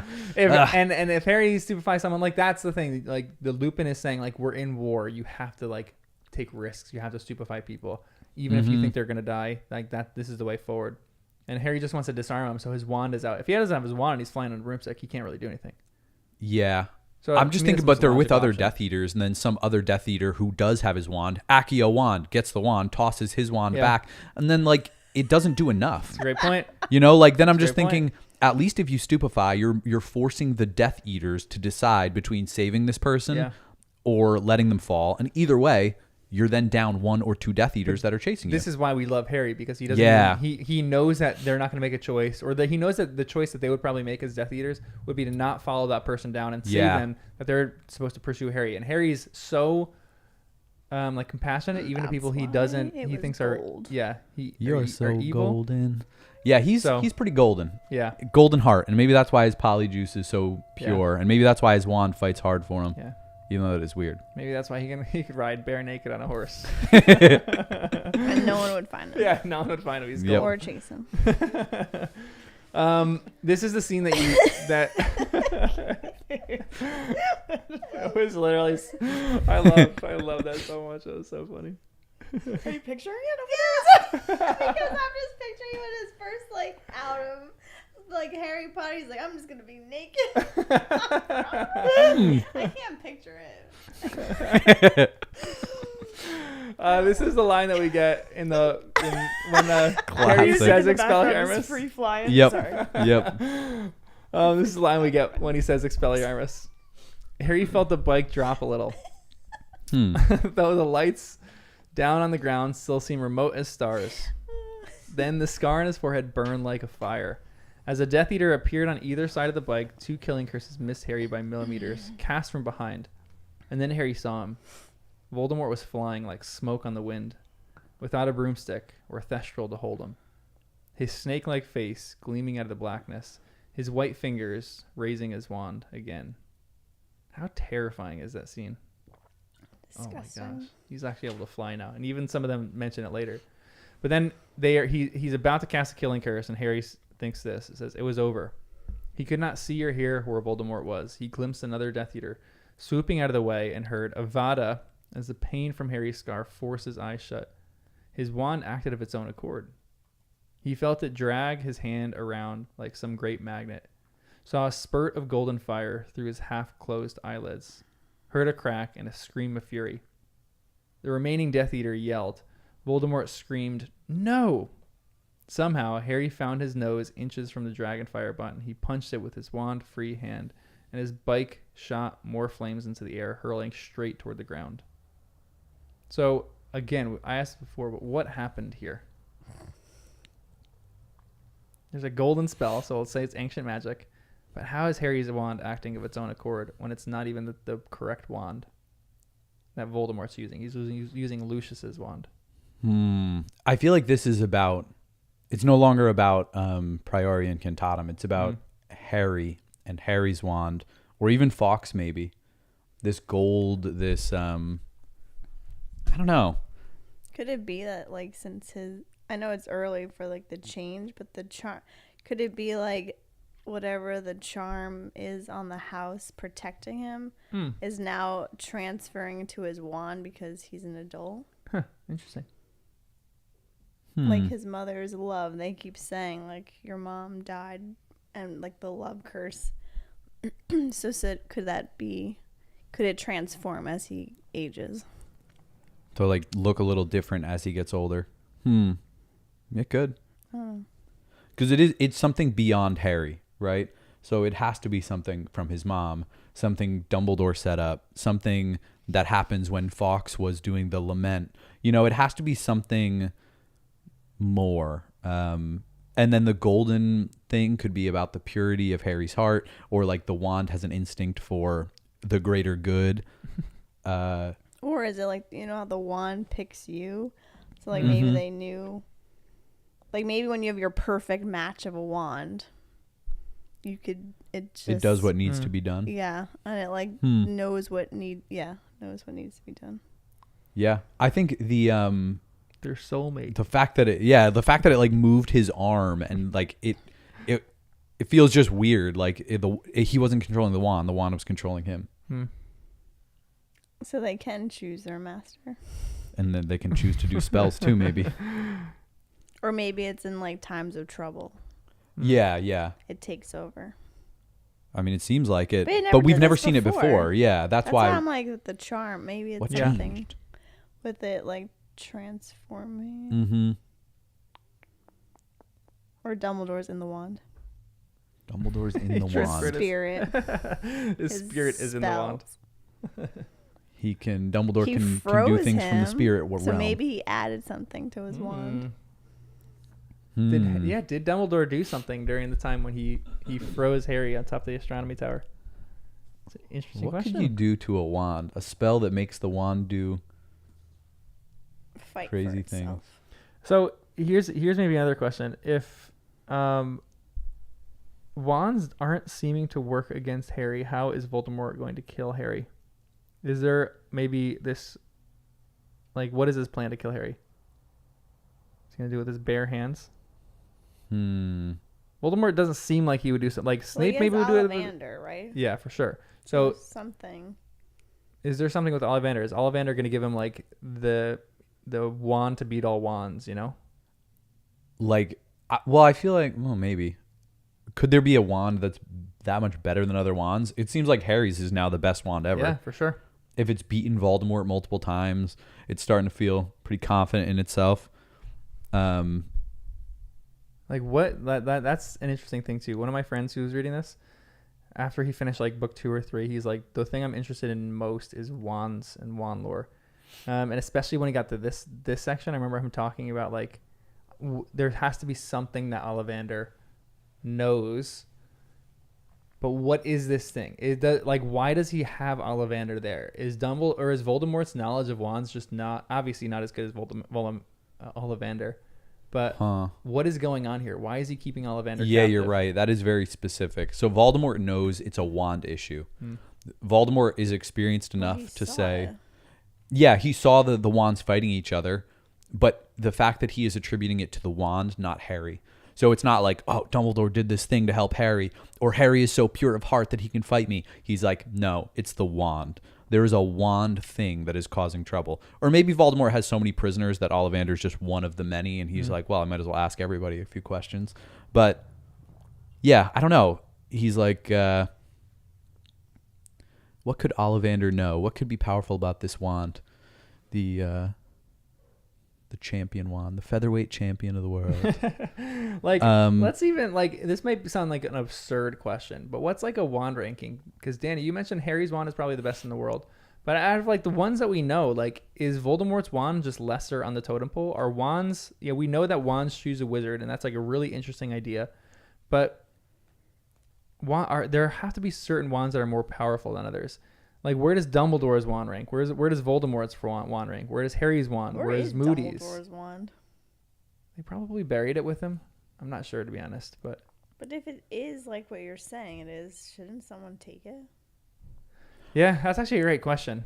But I was thinking it would be most powerful with its original owner. Like, because if the wand is choosing the wizard, will a wand that's been loyal to one wizard choose a different wizard? Yeah. Or does the Yeah, wand but kind he of die passed with the away. wizard? Yeah, that's an interesting one. Like, what would make a wand change its, I guess, allegiance to an owner? But it could just not work. I mean, I don't know if it wouldn't work. but Voldemort took other people's wands, right? And look so what happened. obviously, Yeah. Wait, it's not like it didn't work. It just didn't work to the capacity that he True. wanted it to. Yeah, agreed. So like Dumbledore's would probably be very powerful. So like, So like, didn't Harry have 2 wands? ooh, yeah, he's dual wielding wands right now. And Neville got a new wand. Mm-hmm. Ron got his wand replaced when it broke.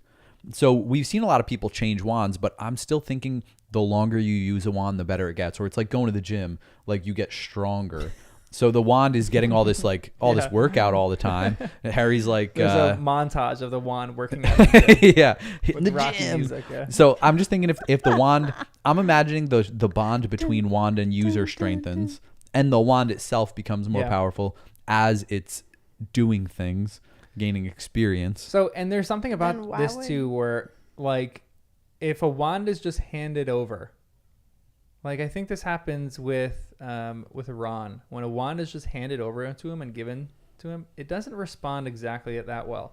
Like Lucius gives Voldemort his wand, and it just doesn't respond. So, is there something that like a wand would do that would make it change its mind and want to like work for another wizard rather than the current one that it's Well, with? obviously now we know something's up with wands. Like maybe it'd be purity of heart, although that's what I'm thinking with Harry, but also maybe not all wands are good. Yeah. Like if a wand chose Voldemort, unless wands are all like smart enough to conspire against Voldemort from the beginning, but like it just the feels plot hole the weird. whole And we don't know like this whole Priori Incantatum, if Ollivander planned it and could foresee with a prophecy that Voldemort was going to be bad and try and sabotage a wand from the beginning, and then say, all right, we got to make another one with Fox's feather so that we can like, have a balance here. Or if it was more of, they're just making a bunch of wands and then Voldemort grabs one and they're like, whoa, that was weird. And then all of a sudden Harry grabs the other. They're like, even weirder that there's only one other wand like this. So maybe it was all just random. But we know that when Lockhart used Ron's wand was on the fritz, but as soon as Lockhart tried to use it, blew up. Yeah. So it feels like, again, that was just a confirmation of like, it might be subtle, might be small, but when someone else uses a wand that isn't theirs, it's not the best. There is a learning curve to different wands, it seems. So that's why I just don't know how there could be a more powerful wand if a wand hasn't bonded with a person. Yeah. So, but age would be important. If a wizard's what been about using a wand RAB's for his wand? whole life. Yeah, like RAB, if he's old, he's older than Sirius. If a wizard's been using a wand for 50 years, wouldn't that be better? Yeah. But Or- Voldemort's been using his wand for so long, but then Harry beat him. Or like if a wand But why is does they like have a wine. class on this Age is Yeah. like in wine. Hogwarts? Seriously, like wand lore would be. Oh my gosh, I Huh. would love that class, Jen. So true. Please. But not everyone believes it. That's the thing, though. Like the Malfoys sent someone to pick up Yeah. Draco's wand. Yeah, seriously. And it's a great it point. feels like this is one of those things like prophecies. Some people say that divination is a super important class and it's like the core of everything. Other people are like, that thing's a joke. Yeah, It's but probably that's the why it same could with be a wands. class Yeah, it like should be, that. right. why- But it's just funny because maybe nobody would take it. Would Harry even take it, or would he scoff at it like he scoffs at divination? Yeah. Even though his whole life seems to be determined by divination. So I don't know. Interesting. We'll come back to this maybe a little bit at the end of the next chapter. But anything else in this one before we go for really quick into the chapter 15?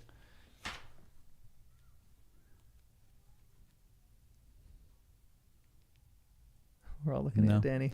I don't think there's anything else. The only thing is, it said Hagrid's bike was enormous, and I was like, but Yeah. it was Sirius's bike, so why For is sure. it enormous? It should be a normal size bike for a Yeah. normal size Sirius. So my only thought is Dumbledore made it large for Yeah, Hagrid. agreed. Yeah. I had So thought that was at the sweet same of time. Dumbledore or Sirius. Yeah. And do we know Selwyn? At the end, I think it was Voldemort who said, Selwyn, give me your wand. And I'm like, I think this is the first we're hearing of Selwyn. I think it's the first. Yeah. Hmm. It might have been mentioned very, very briefly in a different thing, but I yeah. don't know. Danny keeps track of names. Yeah, I didn't write it down during the live read. I didn't go back either. Yeah. But I'm wondering why Voldemort doesn't have a whole vest full of wands. He can be just whipping through wands. Maybe every time he really thinks this is the last wand he'll ever need, but he keeps Why like isn't he asking for other creating people. His own? He's so smart. Make your own Oh. wand. Ooh, do you Maybe think he's that- trying to. Yeah, maybe that's why he has Ollivander. I keep saying Vollamander. Ollivander. Is Ollivander gonna like craft his a distinct wand for him? Oof. Now that He would should, be and that make would it be legit. backfire on him. Yeah, maybe That would be Ollivander. awesome. Be like, yeah, I'll make any one you want. Yeah, and then have it kill him when he uses it. So they haven't used a truth serum on Ollivander. That's weird. Wouldn't Yeah, Snape right? be making one of those? And it seems like they're not using Imperius either. And you would think they would. It makes me think Ollivander is so good they can't get to him with that stuff. And maybe he can't What be. is Ollivander's wand like? That would be cool. Maybe he has the best wand. He just doesn't use it. Yeah, it's interesting. Well, obviously he got captured, so probably not. All right, let's go on to chapter 15, yeah. Fallen Warrior. Give me a Let's- very quick summary of this. We'll go over this one quicker. All right, nice. Are we? Ish. No, we'll go over this one a little faster. This is the one where they're all gathering back at Yeah. the burrow. Yeah. The burrow. Yep. And then at the end, I don't know if there's anything important. They were, in like, between, waiting but for at the everyone. end he sees Voldemort. Yeah, again, at the right? end there's the vision with Voldemort and Ollivander, yeah. But it's like there's Oh, a whole yeah. information download of like it's like a recap of the previous chapter. There's like a lot of Yeah. stress over people who have died or not died. It's Yeah. like a very antsy chapter because you're not sure who the Fallen Warrior is. Initially, it's great because this chapter you're like Hagrid. Yep. If it's Yeah. Hagrid, I'm gonna rip this book in shreds. But quickly you learn it's not, which is great. But this is another line that we get a little later in the chapter. No sooner had Mrs. Weasley bent over her son than Lupin grabbed Harry by the upper arm and dragged him, none too gently, back into the kitchen, where Hagrid was still attempting to ease his bulk through the back door. "Oi," said Hagrid indignantly. "Let go of him! Let go of Harry!" Lupin ignored him. "What creature sat in the corner the first time that Harry Potter visited my office at Hogwarts?" he said, giving Harry a small shake. "Answer me." A Grindylow in a tank, wasn't it?" Lupin released Harry and fell back against the kitchen cupboard. "What was that about?" roared Hagrid. "I'm sorry, Harry, but I had to check," said Lupin tersely. "We've been betrayed. Voldemort knew that you were being moved tonight, and the only people who could have been told, or who could have told him, were directly involved in the plan. You might have been an imposter." So, who do you think is the betrayer here? Is it just obvious that it's Mundungus? Or are we just kind of going along with Harry's plan? Because we talked about that before. Is Harry's plan, or was Harry's idea here the best idea that no one purposely gave up the information? It was probably just accidental. Or even what Jen was saying with like they infiltrated someone's mind with illegitimacy, something like that. I would hope so. I want to go with that because everything else is falling apart. So. Yeah. And they had said something else. Somebody made that point. It might have been Tonks who said they must have just overheard it because they knew when Harry was being moved, but they didn't know about the plan of 7 Harrys. That threw them off. So if They it was didn't know someone the who date, betrayed, though.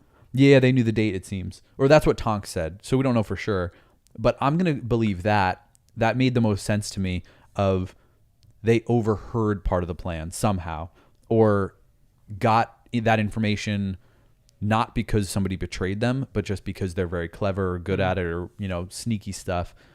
And then they didn't get the whole plan. So they didn't get the part where they were going to split or have all the clones of Harry. Yeah. So, yeah. Part of me, while we're like saying this though, is just funny because I feel like Harry doesn't need protection because like something is always happening to protect him on his own. Yep. So like people are dying and stuff for no reason. Yeah. Like Just send Harry just naked let out on him a horse. go. Honestly, just, They're He not just going to be able needs to touch his him. wand. Yeah. That's it. Just give him a wand. His wand's going to act of its own accord. That's all he can needs. literally Not do anything. Because after you saw this, you're like, he doesn't need help from anyone. Yeah. His wand is help. Like he's protected Seriously. by ancient magic. And he doesn't need anyone. Yep. 100%. Which is probably nice in a way for Voldemort. Keeps getting like defeated, like chipping away at his ego every time Yep. he encounters this young boy. And it's good because I think it's going to make Voldemort sloppy because Yeah. he's going to be angry and acting out of like impulse rather than planning, which is good. I like that. Then we have this So line. what other creature is he part? Since now he can fly. He's part snake and part Oh, yeah. That's so weird. hippogriff. Like we haven't even seen Dumbledore fly. Yeah. So it's just weird that this is like some new thing. Yep. Sketchy. Advanced because magic. he It's likes terrifying. this gross stuff. Hmm. Sorry, what were you gonna No, ask? it is gross. It's weird. Another line that we have. The last words Albus Dumbledore spoke to the pair of us. Harry is the best hope we have. Trust him, said Lupin calmly. What do you think Dumbledore meant by that? Like, why is Harry the last best hope that we have? Because he has part of him in it, and somehow it wants to defeat. It's like Voldemort is in Harry, and that part wants to defeat Voldemort. And like Voldemort can't even act against him because it's like Voldemort wants to kill Voldemort. Right. Interesting. And then not only is part of Voldemort in Harry, but part of Harry is in Voldemort because of the initial spell that brought him back. The little Yeah, so it's like 3-1. Yeah, so it's a very weird dynamic. It'd be nicer if Dumbledore said, Harry will defeat Voldemort, so trust Harry. But he's just saying, Harry's your best hope. Yeah. He's your best shot, but it's still a gamble. I'm like, oh, that's not the best. Well, because no one knows ancient magic that well, because it's ancient. It seems that compared to Dumbledore, nobody knows anything.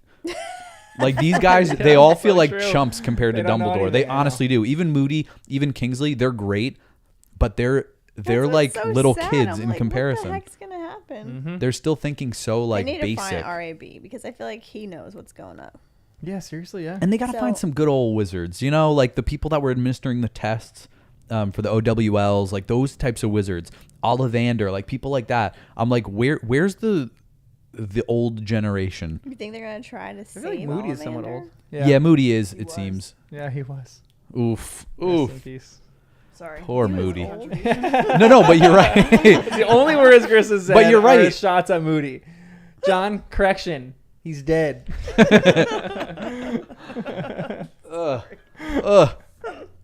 But there have to be more. Yeah. Anyway, keep going. More of the elderly. Go to the wizard retirement home. This chapter, along with this podcast, is good because we have serious moments and lighthearted moments. And I love some of the lighthearted moments in this chapter because they're having such serious conversation. And they're like, hey, like Lupin is strangling Harry trying to figure out who he is. And all of a sudden you get a line. That's what he should have done with them when they came to his house. For sure. They should have all done that them. stuff. It should have been so established that was the plan. Like, we have checks in place. And we're going to ask questions. And we're going to quiz each other. Because it was just weird. Yep. So I'm glad Lupin at least did that, even though they dropped that immediately after Harry, when they should have been doing that with everyone else who came in too. Yeah. Though they didn't do it again. Yep. So, you know. But then you get this one, which is a great line. Perhaps roused by the sound of Fred and their father's arrival, George stirred. How do you feel, Georgie? Whispered Mrs. Weasley. George's fingers groped for the side of his head. Saint-like, he murmured. What's wrong with him? Croaked Fred, looking terrified. Is his mind affected? Saint-like, repeated George, opening his eyes and looking up at his brother. You see? I'm holy. Holy, Fred. Get it? It's so great. There's like, it's such a serious chapter, and then the twins are still bringing joy and laughter into everyone's. Florida so Georgia Line great song too, though. Holy. Oh yeah. And then there's also like even other great lines where Tonks says, Ron was great, said Tonks warmly, relinquishing her hold on Lupin. Wonderful. Stunned one of the Death Eaters straight to his head. And when you're aiming at a moving target from a flying broom, you did, said Hermione, gazing up at Ron with her arm still around his neck. Always the tone of surprise, he said a little grumpily, breaking free. Are we the last back? So, I mean, there's a question. Did Ron kill someone? But I love the lighthearted moments in this chapter where, like, they're still not so serious where they're, like, terrified and, like, only having serious conversation. They're still bringing lightheartedness. Like, that's something that you don't see with Voldemort's followers. They try to make a joke and no one laughs. Voldemort's, like, grumpy about the whole thing. Yeah, you're right. But these guys are just kind of, like, still enjoying life, having fun. Yeah. I wonder if Ron really intended to hit a dude in the face or if it was an accident. I think it might have been on purpose, but it also feels like it. Just the fact that he pulled away grumpily a little bit makes me think he's still grappling with it a little bit. Yeah, for like sure. this is a moment for him. Yeah. Maybe his grumpiness is like, a little fear that he actually, Yeah. his curse actually connected. Because even if that was his plan, and even if he would do it again, if he could do it all over, I feel like that would still be quite a moment to like wrestle with, you know? Yep. And he's worried about other people. Are we the last back? Like he just wants to make sure everyone's safe. So we love Ron. Yeah. And then, we get this little sad line right here. Mrs. Weasley ran forward, but the hug Bill bestowed upon her was perfunctory. Looking directly at his father, he said, Mad Eye's dead. And like you said before, it just kind of hits you. It's like it comes out of nowhere, rather than like Hedwig's death, which is like you're in there, you're in the moment that it happens. Yep. But we talked about this before too, but maybe again, what are your quick thoughts on Moody's death?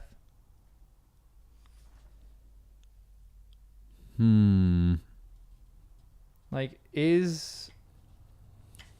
he seemed like he was the leader of the order right now. Like, who's going to be next in charge, or is it kind of going to go into disarray? Is I don't Harry know. going to really step up? It's weird just because who put Kingsley in the prime minister protective role? In my mind, that was Moody. Or Dumbledore left enough instructions that everyone kind of has like a bit of a plan going forward. I'd like to think there's more of a plan here because, again, this isn't even the thing. This is just getting Harry to the next spot, but this is doing nothing to actually defeat Voldemort. And nobody else even knows about the Horcruxes. So as the rest of them are coming up with plans to like win the war, what is the plan? Yeah. Harry's the only one who knows about the Horcruxes, and Ron and Hermione. So is he going to have to run away from them at some point and start trying to hunt down Horcruxes? And where's he even going to go? Well, like, what's the next thing? So far, from Harry's perspective, he has no plan.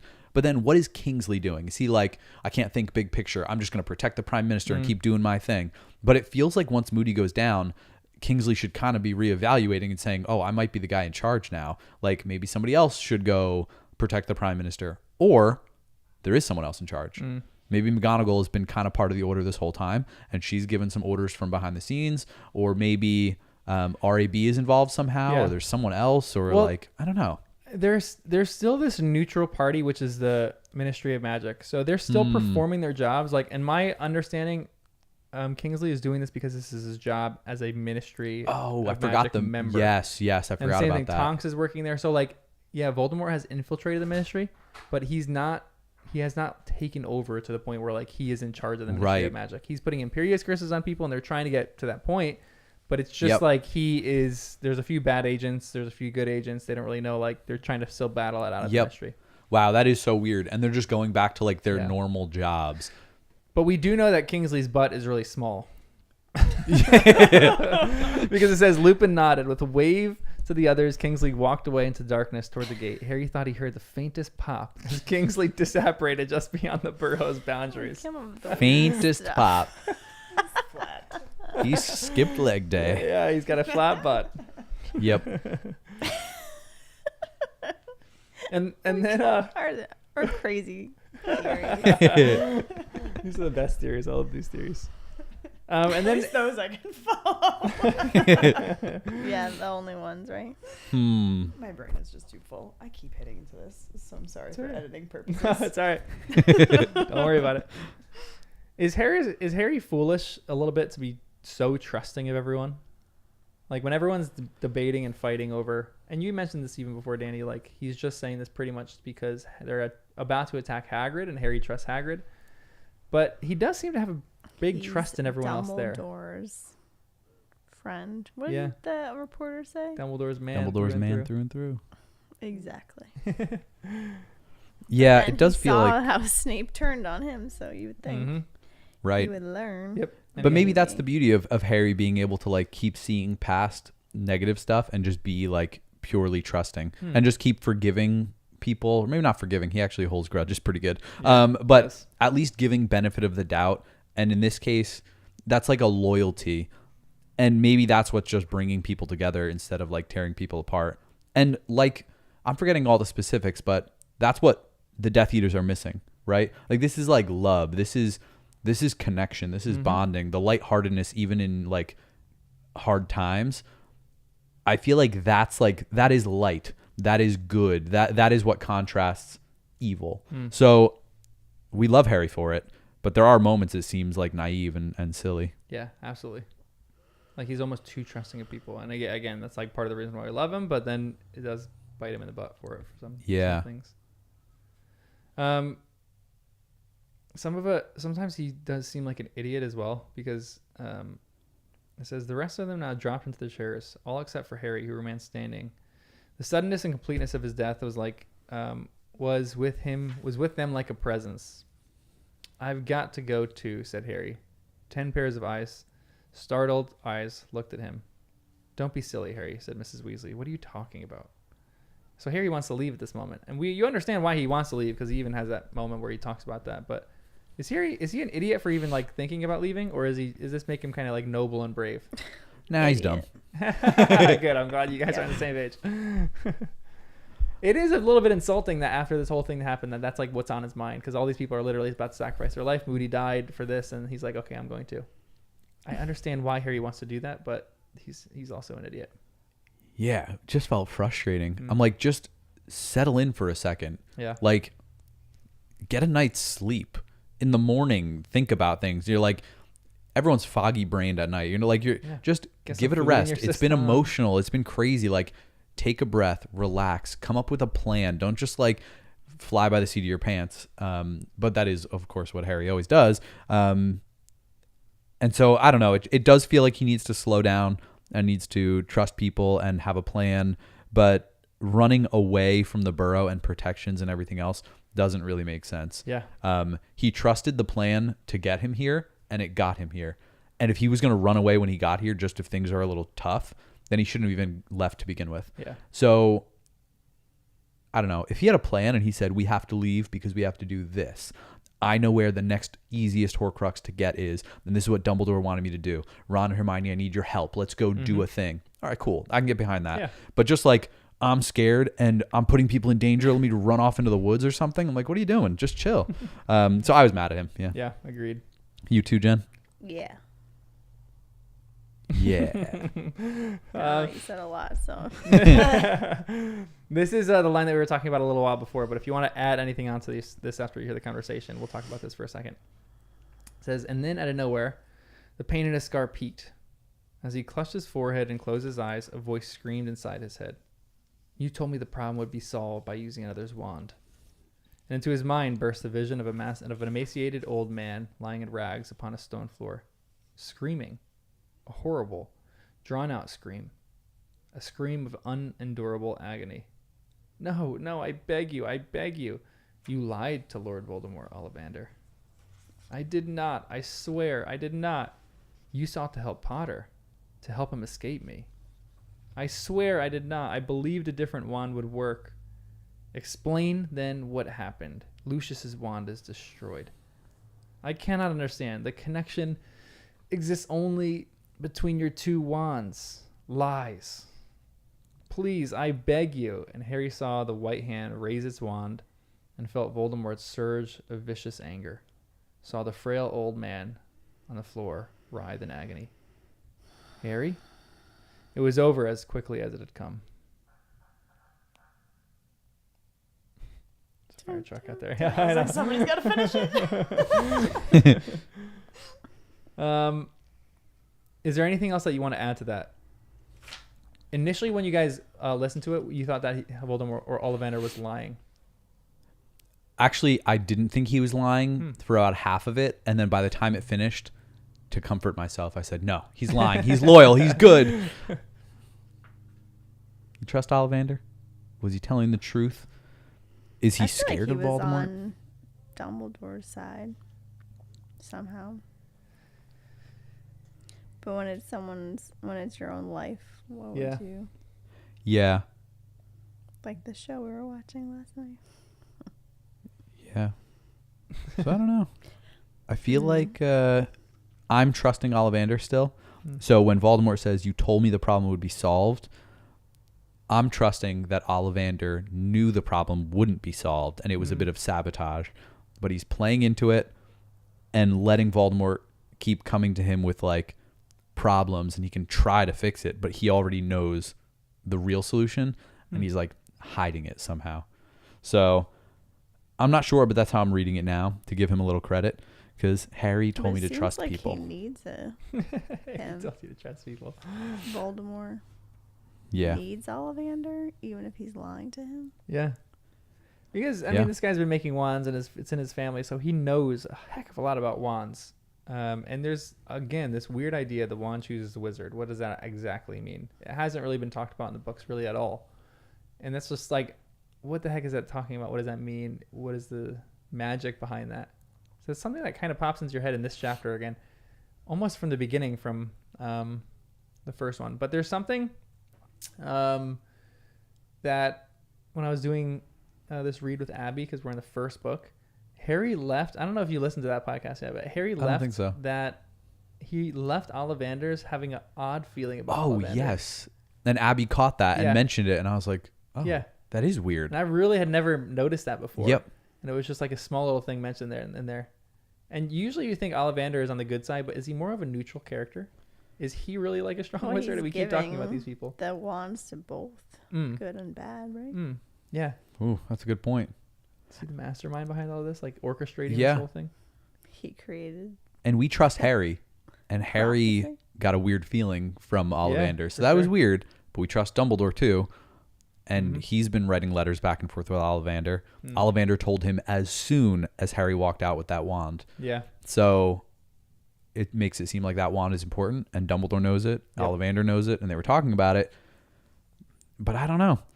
Mm. It also is weird that the wand chooses the wizard, but it takes someone like Ollivander to speak wand, to watch Harry use the wands and tell him which one is the one that he connects with. Yeah. Because Ollivander's giving him all these wands, and Harry doesn't know what anything is, so he's just flicking them around and like doing whatever. And then Ollivander gives him the right one, and he's like, "Yep, that's the one." Mm. It's like Ollivander is still the one telling him, "Yeah, that's the wand choosing you." But there's almost But a I don't point know. too to that where like you like maybe Ollivander gave him a cursed wand, where he knows as soon as whoever has this wand, which he probably thought it was going to be Harry too, I'm sure, but he was like almost giving him all these other wands, like hoping that it wouldn't work. Right. But then there's the same point where Ollivander just loves this, and he was like getting giddier and more excited every single wand that he gave Harry. So Yep. like he was getting more excited, and then he finally gave him the one that worked, and that was the thing. That was it. But he might already know another prophecy about it. Yeah, for sure. Whoever has the sister wand to Voldemort's wand is going to have an epic battle, and one of them's Yeah. going to die, which just confirms the other prophecy we already know. So, yeah, maybe for Ollivander, he's like, no, please not that wand. Yeah. Not Harry. Yeah. But yeah, do you think that Ollivander really does know something deeper, or is he just kind of like trying to get by? Because there's also another part in this where it seems like Ollivander really doesn't know, and he's just like saying not necessarily anything he can to not be tortured, but at the same moment he's like, what if in this chapter you truly trust Ollivander is saying the truth, that he doesn't know, that he thought another wand would work but it didn't? Is Ollivander going to die right now? I think he still needs him. Mm. I think if Ollivander's telling the truth, it's actually safer for Ollivander. Yeah. It means Ollivander's been broken, and it means that Harry's in uncharted territory. Yep. But it means that he's safe from Voldemort, because Voldemort's going to be able to not only read his mind, but also just understand even Muggle lying techniques and say, oh, it actually seems like Ollivander's telling the truth. He can still keep Ollivander alive and say, well, keep helping me brainstorm how to defeat Harry then, and give me another option. Yeah. But then that would be sad for us, because then we don't trust Ollivander anymore. Yeah, for sure. So I'm hoping he's lying. But can't he read his mind? Well, that's what I'm saying. Yeah. It would mean Ollivander's really good. Yeah. If he can block off his mind, he somehow resisted truth potion or whatever else and legitimacy. And so how good do we think Ollivander is? And maybe there's something too where you can't necessarily read someone's mind if you're furious and angry. So he's in Ooh, a yeah. moment of fury here. So maybe he really can't penetrate into his mind.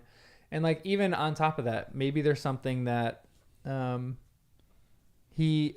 something so evil about Voldemort, even though he knows Ollivander is telling the truth, he's still going to torture him and still going to question him and still going to like make his life miserable, which says even more gross things about Voldemort, how evil he is. But last question for this chapter, because this is what happens, or two more little side ones. But it was supposed to have we'll have like 20 more questions, guys. All right, so just hold on. Just kidding. That seems more accurate. But it was supposed to have stopped. Your scar, it wasn't supposed to do this anymore. You mustn't let that connection open up again.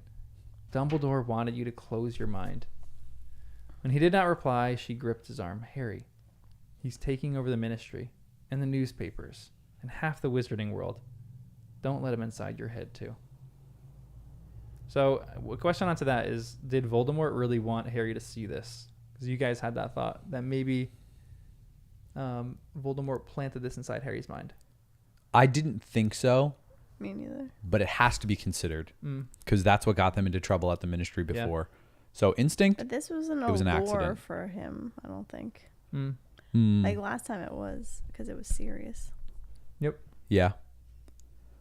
So this feels genuine. It feels accidental. Feels like Harry got a peek at what's actually going on. Also, like he's furious. I feel like when you're angry like this. Yep. You lose control a little bit. Yeah. 100%. So I think it's real. And why would he want him to know? Yeah. And this requires no action of Harry. Yeah. So what I'm saying. that's very different. But again, like Hermione is saying, cautious. Be Yeah. cautious. If there's anything that does require action, Harry has to be super, super careful, which he's terrible at because he just rushes in to help people. Yeah. And even on a side note, when Harry was about to leave the burrow, where do you think he would have gone? Like, Jen, you say, like, just go into the woods somewhere. Like, maybe he would have. That's, like, his best plan is just go walk in the woods and go look for Horcruxes I under have stones. no idea. I don't know. Would he go to Hagrid's house? Like, where would he go? I have no idea. Like, where would he actually go? Yeah, I don't know. I feel like he doesn't have anywhere else to go. Yeah. Like the Burrow, Hogwarts. Back home? Is it even his home anymore? That'd Yeah. be nuts. They said, like, once you say it's not your home, though, right? The protection is gone. They'd never think to look for him there. For sure. Maybe. Closer you are to danger. The farther you are from harm. But they actually might go tear through the house looking for clues. Yeah, for sure. That's what they think they're going to do, too. Hmm. They, like, because Moody even says, don't even lock it because they're just going to, unlock it and look through the house anyway. They should have But left there's some nothing fake in clues there. for them. Yeah. That would have been good. Just anything but Harry's blood, though. Yeah. Anything else in this chapter before we do the final little rundown? Only one thing. Only one? 13 glasses being raised for a toast. Weird number. Yeah. They're not dining together, but raising a glass together with 13 still could mean something. And we don't know what, but what we do know is Lupin drained his glass first, and he was the first to put his glass down. So... Why would you say that? I don't want him to die. No. But that's when you're dining together. When you cheers, it maybe gives you power. opposite. Blessings. You get Blessing. good And stuff. it was to Mad Eye too. So it was like, it was like, I feel like that's different than dining together. But I still don't understand if 13 is an unlucky number and 13 dine together, first to rise is going to die first. What is it when it's like you're raising a glass and the first to put it down? What does that mean? But I'm going to keep an eye on Lupin from now on. I feel like there's something special about it. And I hope it's good and not bad. I hope so. But there's a chance it could be the same as dining, and this is a curse. Huh. Downing it in one glass, putting your glass down, and it said both of those things distinctly. So I think it means something. Did wait, who can you give me Yeah. Who are the 13 people there? Well, we know that it was 7 pairs that left. Yeah. 2 of them didn't return. Mundungus left. Yep. Moody died. Mundungus left. And this And Kingsley's gone. Is Kingsley gone too? He disapparated. But now we have Ginny and Mrs. Weasley. Yeah, we have Ginny and Mrs. Weasley. Yeah, so it went from 14 to 11 to 11, and then you 13. add 2, Dang. 13. And so we know that it was 13 here. And at some point, I forget where it says it. His wand, he sent 12 full glasses soaring to the room to each of them. And that was Bill who went over there. So Bill holds his one glass, sends 12 out. And then to each of them, holding their 13th aloft, Mad Eye. So it literally says he sends 12 and he holds his 13th aloft to Mad Eye. So Bill gave the cheers too. Does that mean anything? I don't know. And then a few lines later, so Mundungus disappeared, ? Said Lupin, who had drained his own glass in one. So he was first to drain, most likely. Everyone's tense, blah, blah, blah. Again, maybe this is the opposite. Let's hope this is the opposite. Let's hope it is, yeah. I thought it said specifically he put it down, but I don't see exactly where it said that. But yeah, it's Anytime there's 13 when there's together. 13.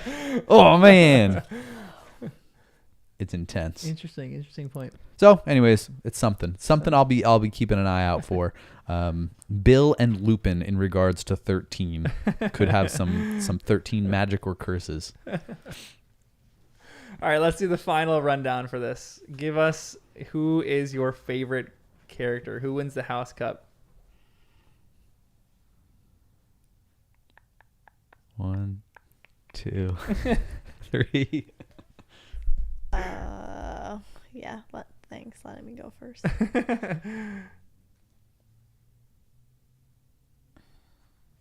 There's a lot to choose I from in don't these chapters. know. Like rather than the other I chapters think where he Hagrid, couldn't. because he was willing to like sacrifice himself for Harry at the end, Yeah. and like felt bad for like using his magic, but then protected him. Yeah, I think I'll go with him. It's a good one, Hagrid. You can Yeah. go now. No, I agree with you, Hagrid. I think Really? I think he probably deserves it. Yep.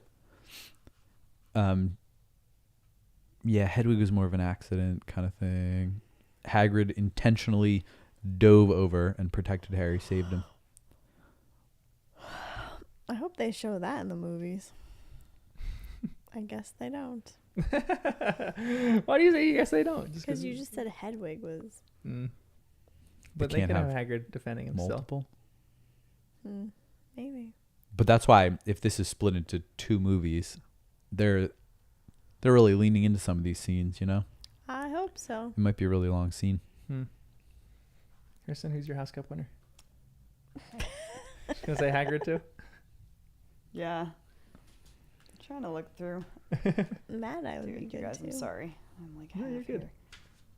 I mean, yeah, Hagrid sounds good. I love him. I don't know if I've ever given it to him, so that would make me happy to give it to him. I like your reasonings, you two. Yeah. Excellent. I'm gonna give it to Mrs. Weasley here Hmm. for the fact that everything that the Weasleys are giving up to be here and to do this is So astounding true. to me. And It's she like is the whole family. Yeah, it's the whole family. And she is sitting at home. Like, you could tell, like, she does stuff with her hands, and Harry is, like, she's doing stuff to distract herself. How much agony she must be in for all She's her watching children, those pretty much. Things. Mhm. What are those Yep. little thermometers? Her clock Yep. must be going wild right 100%. now. They're all at mortal peril. They're like... So I love the fact that the Weasleys... I just love the Weasleys so much. They're just willing to sacrifice and give up for Harry in ways that you really don't see other people doing it. And I think Mrs. Weasley is giving up an immense amount right here, even just by letting her children go be part of this plan. Even her growth in some of this kind of stuff, because in the book 5, she was like, none of these kids can take part in this. And she's still very protective over them, but I just love that she is... I think she's great. I Yeah. felt so bad for her this chapter.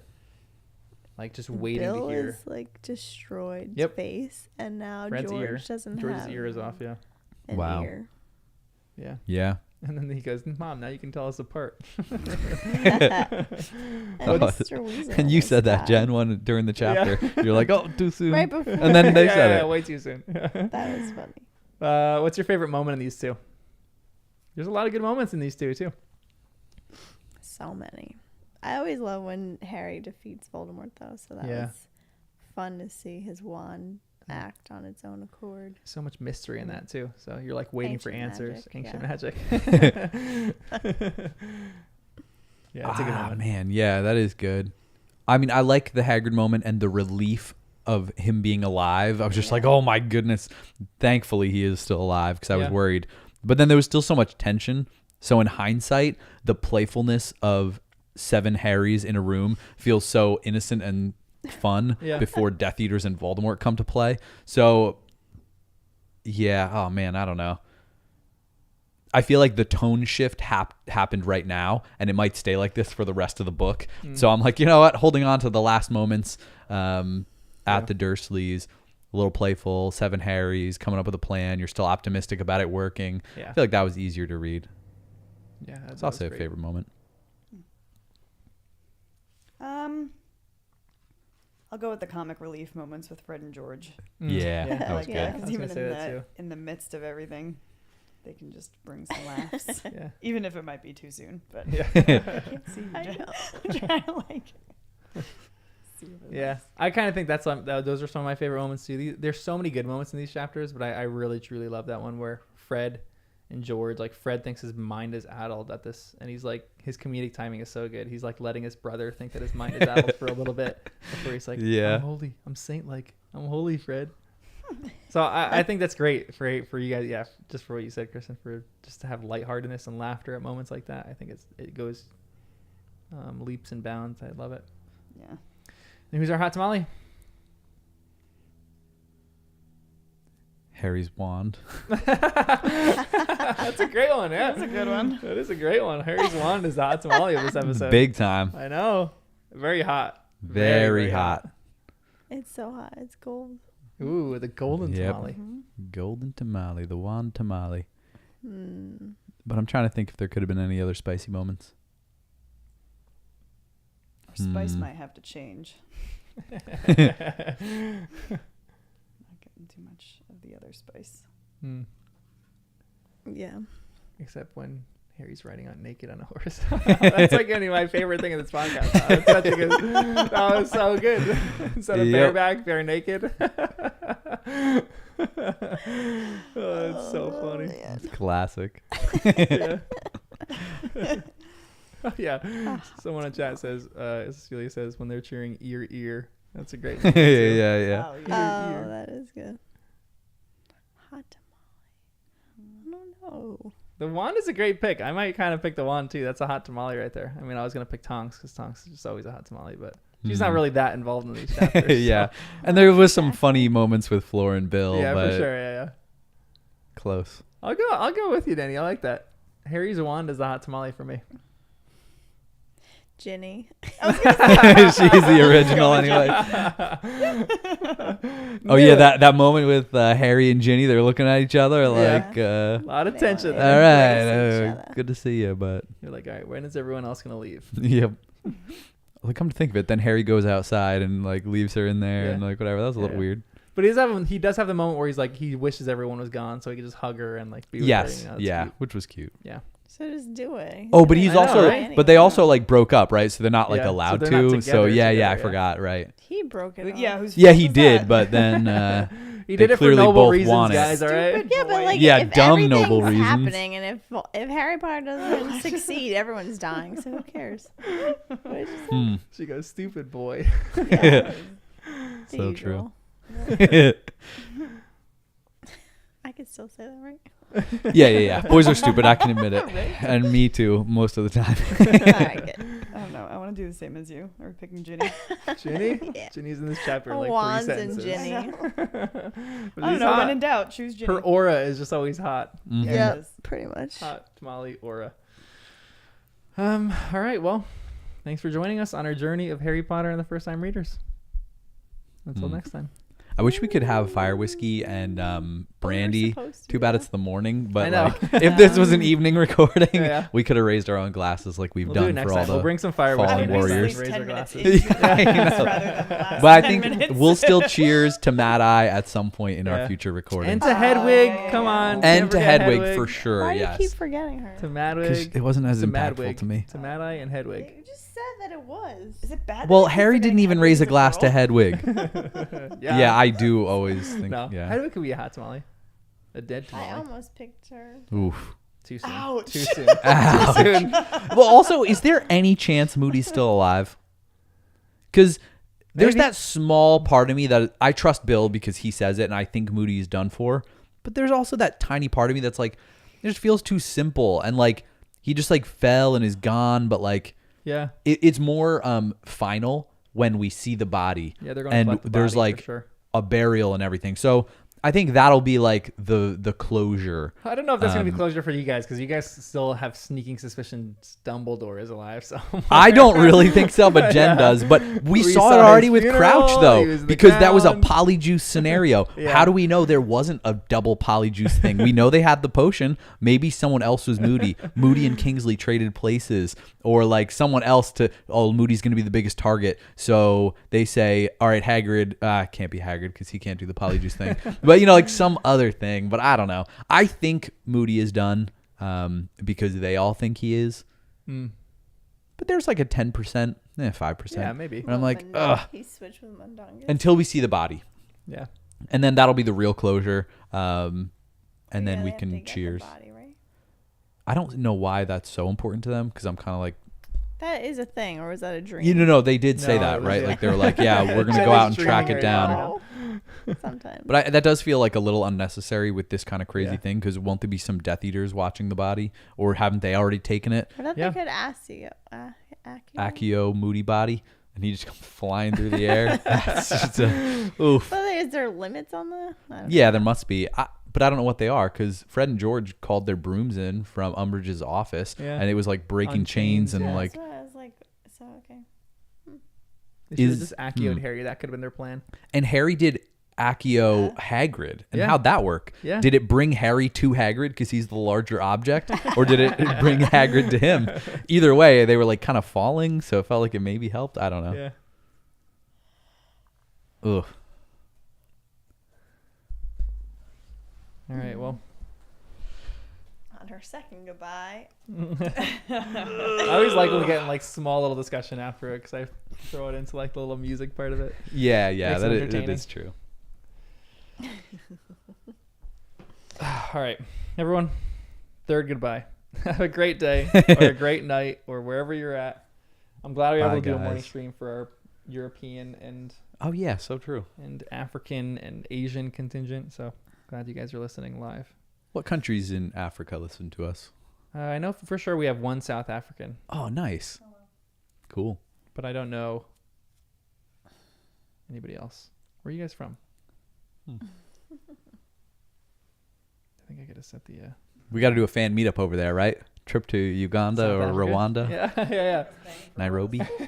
No, we gotta go to Uganda because that's where Ben? Yeah, I sure can't pay Huh? for this. Ben? I know. Ben's company?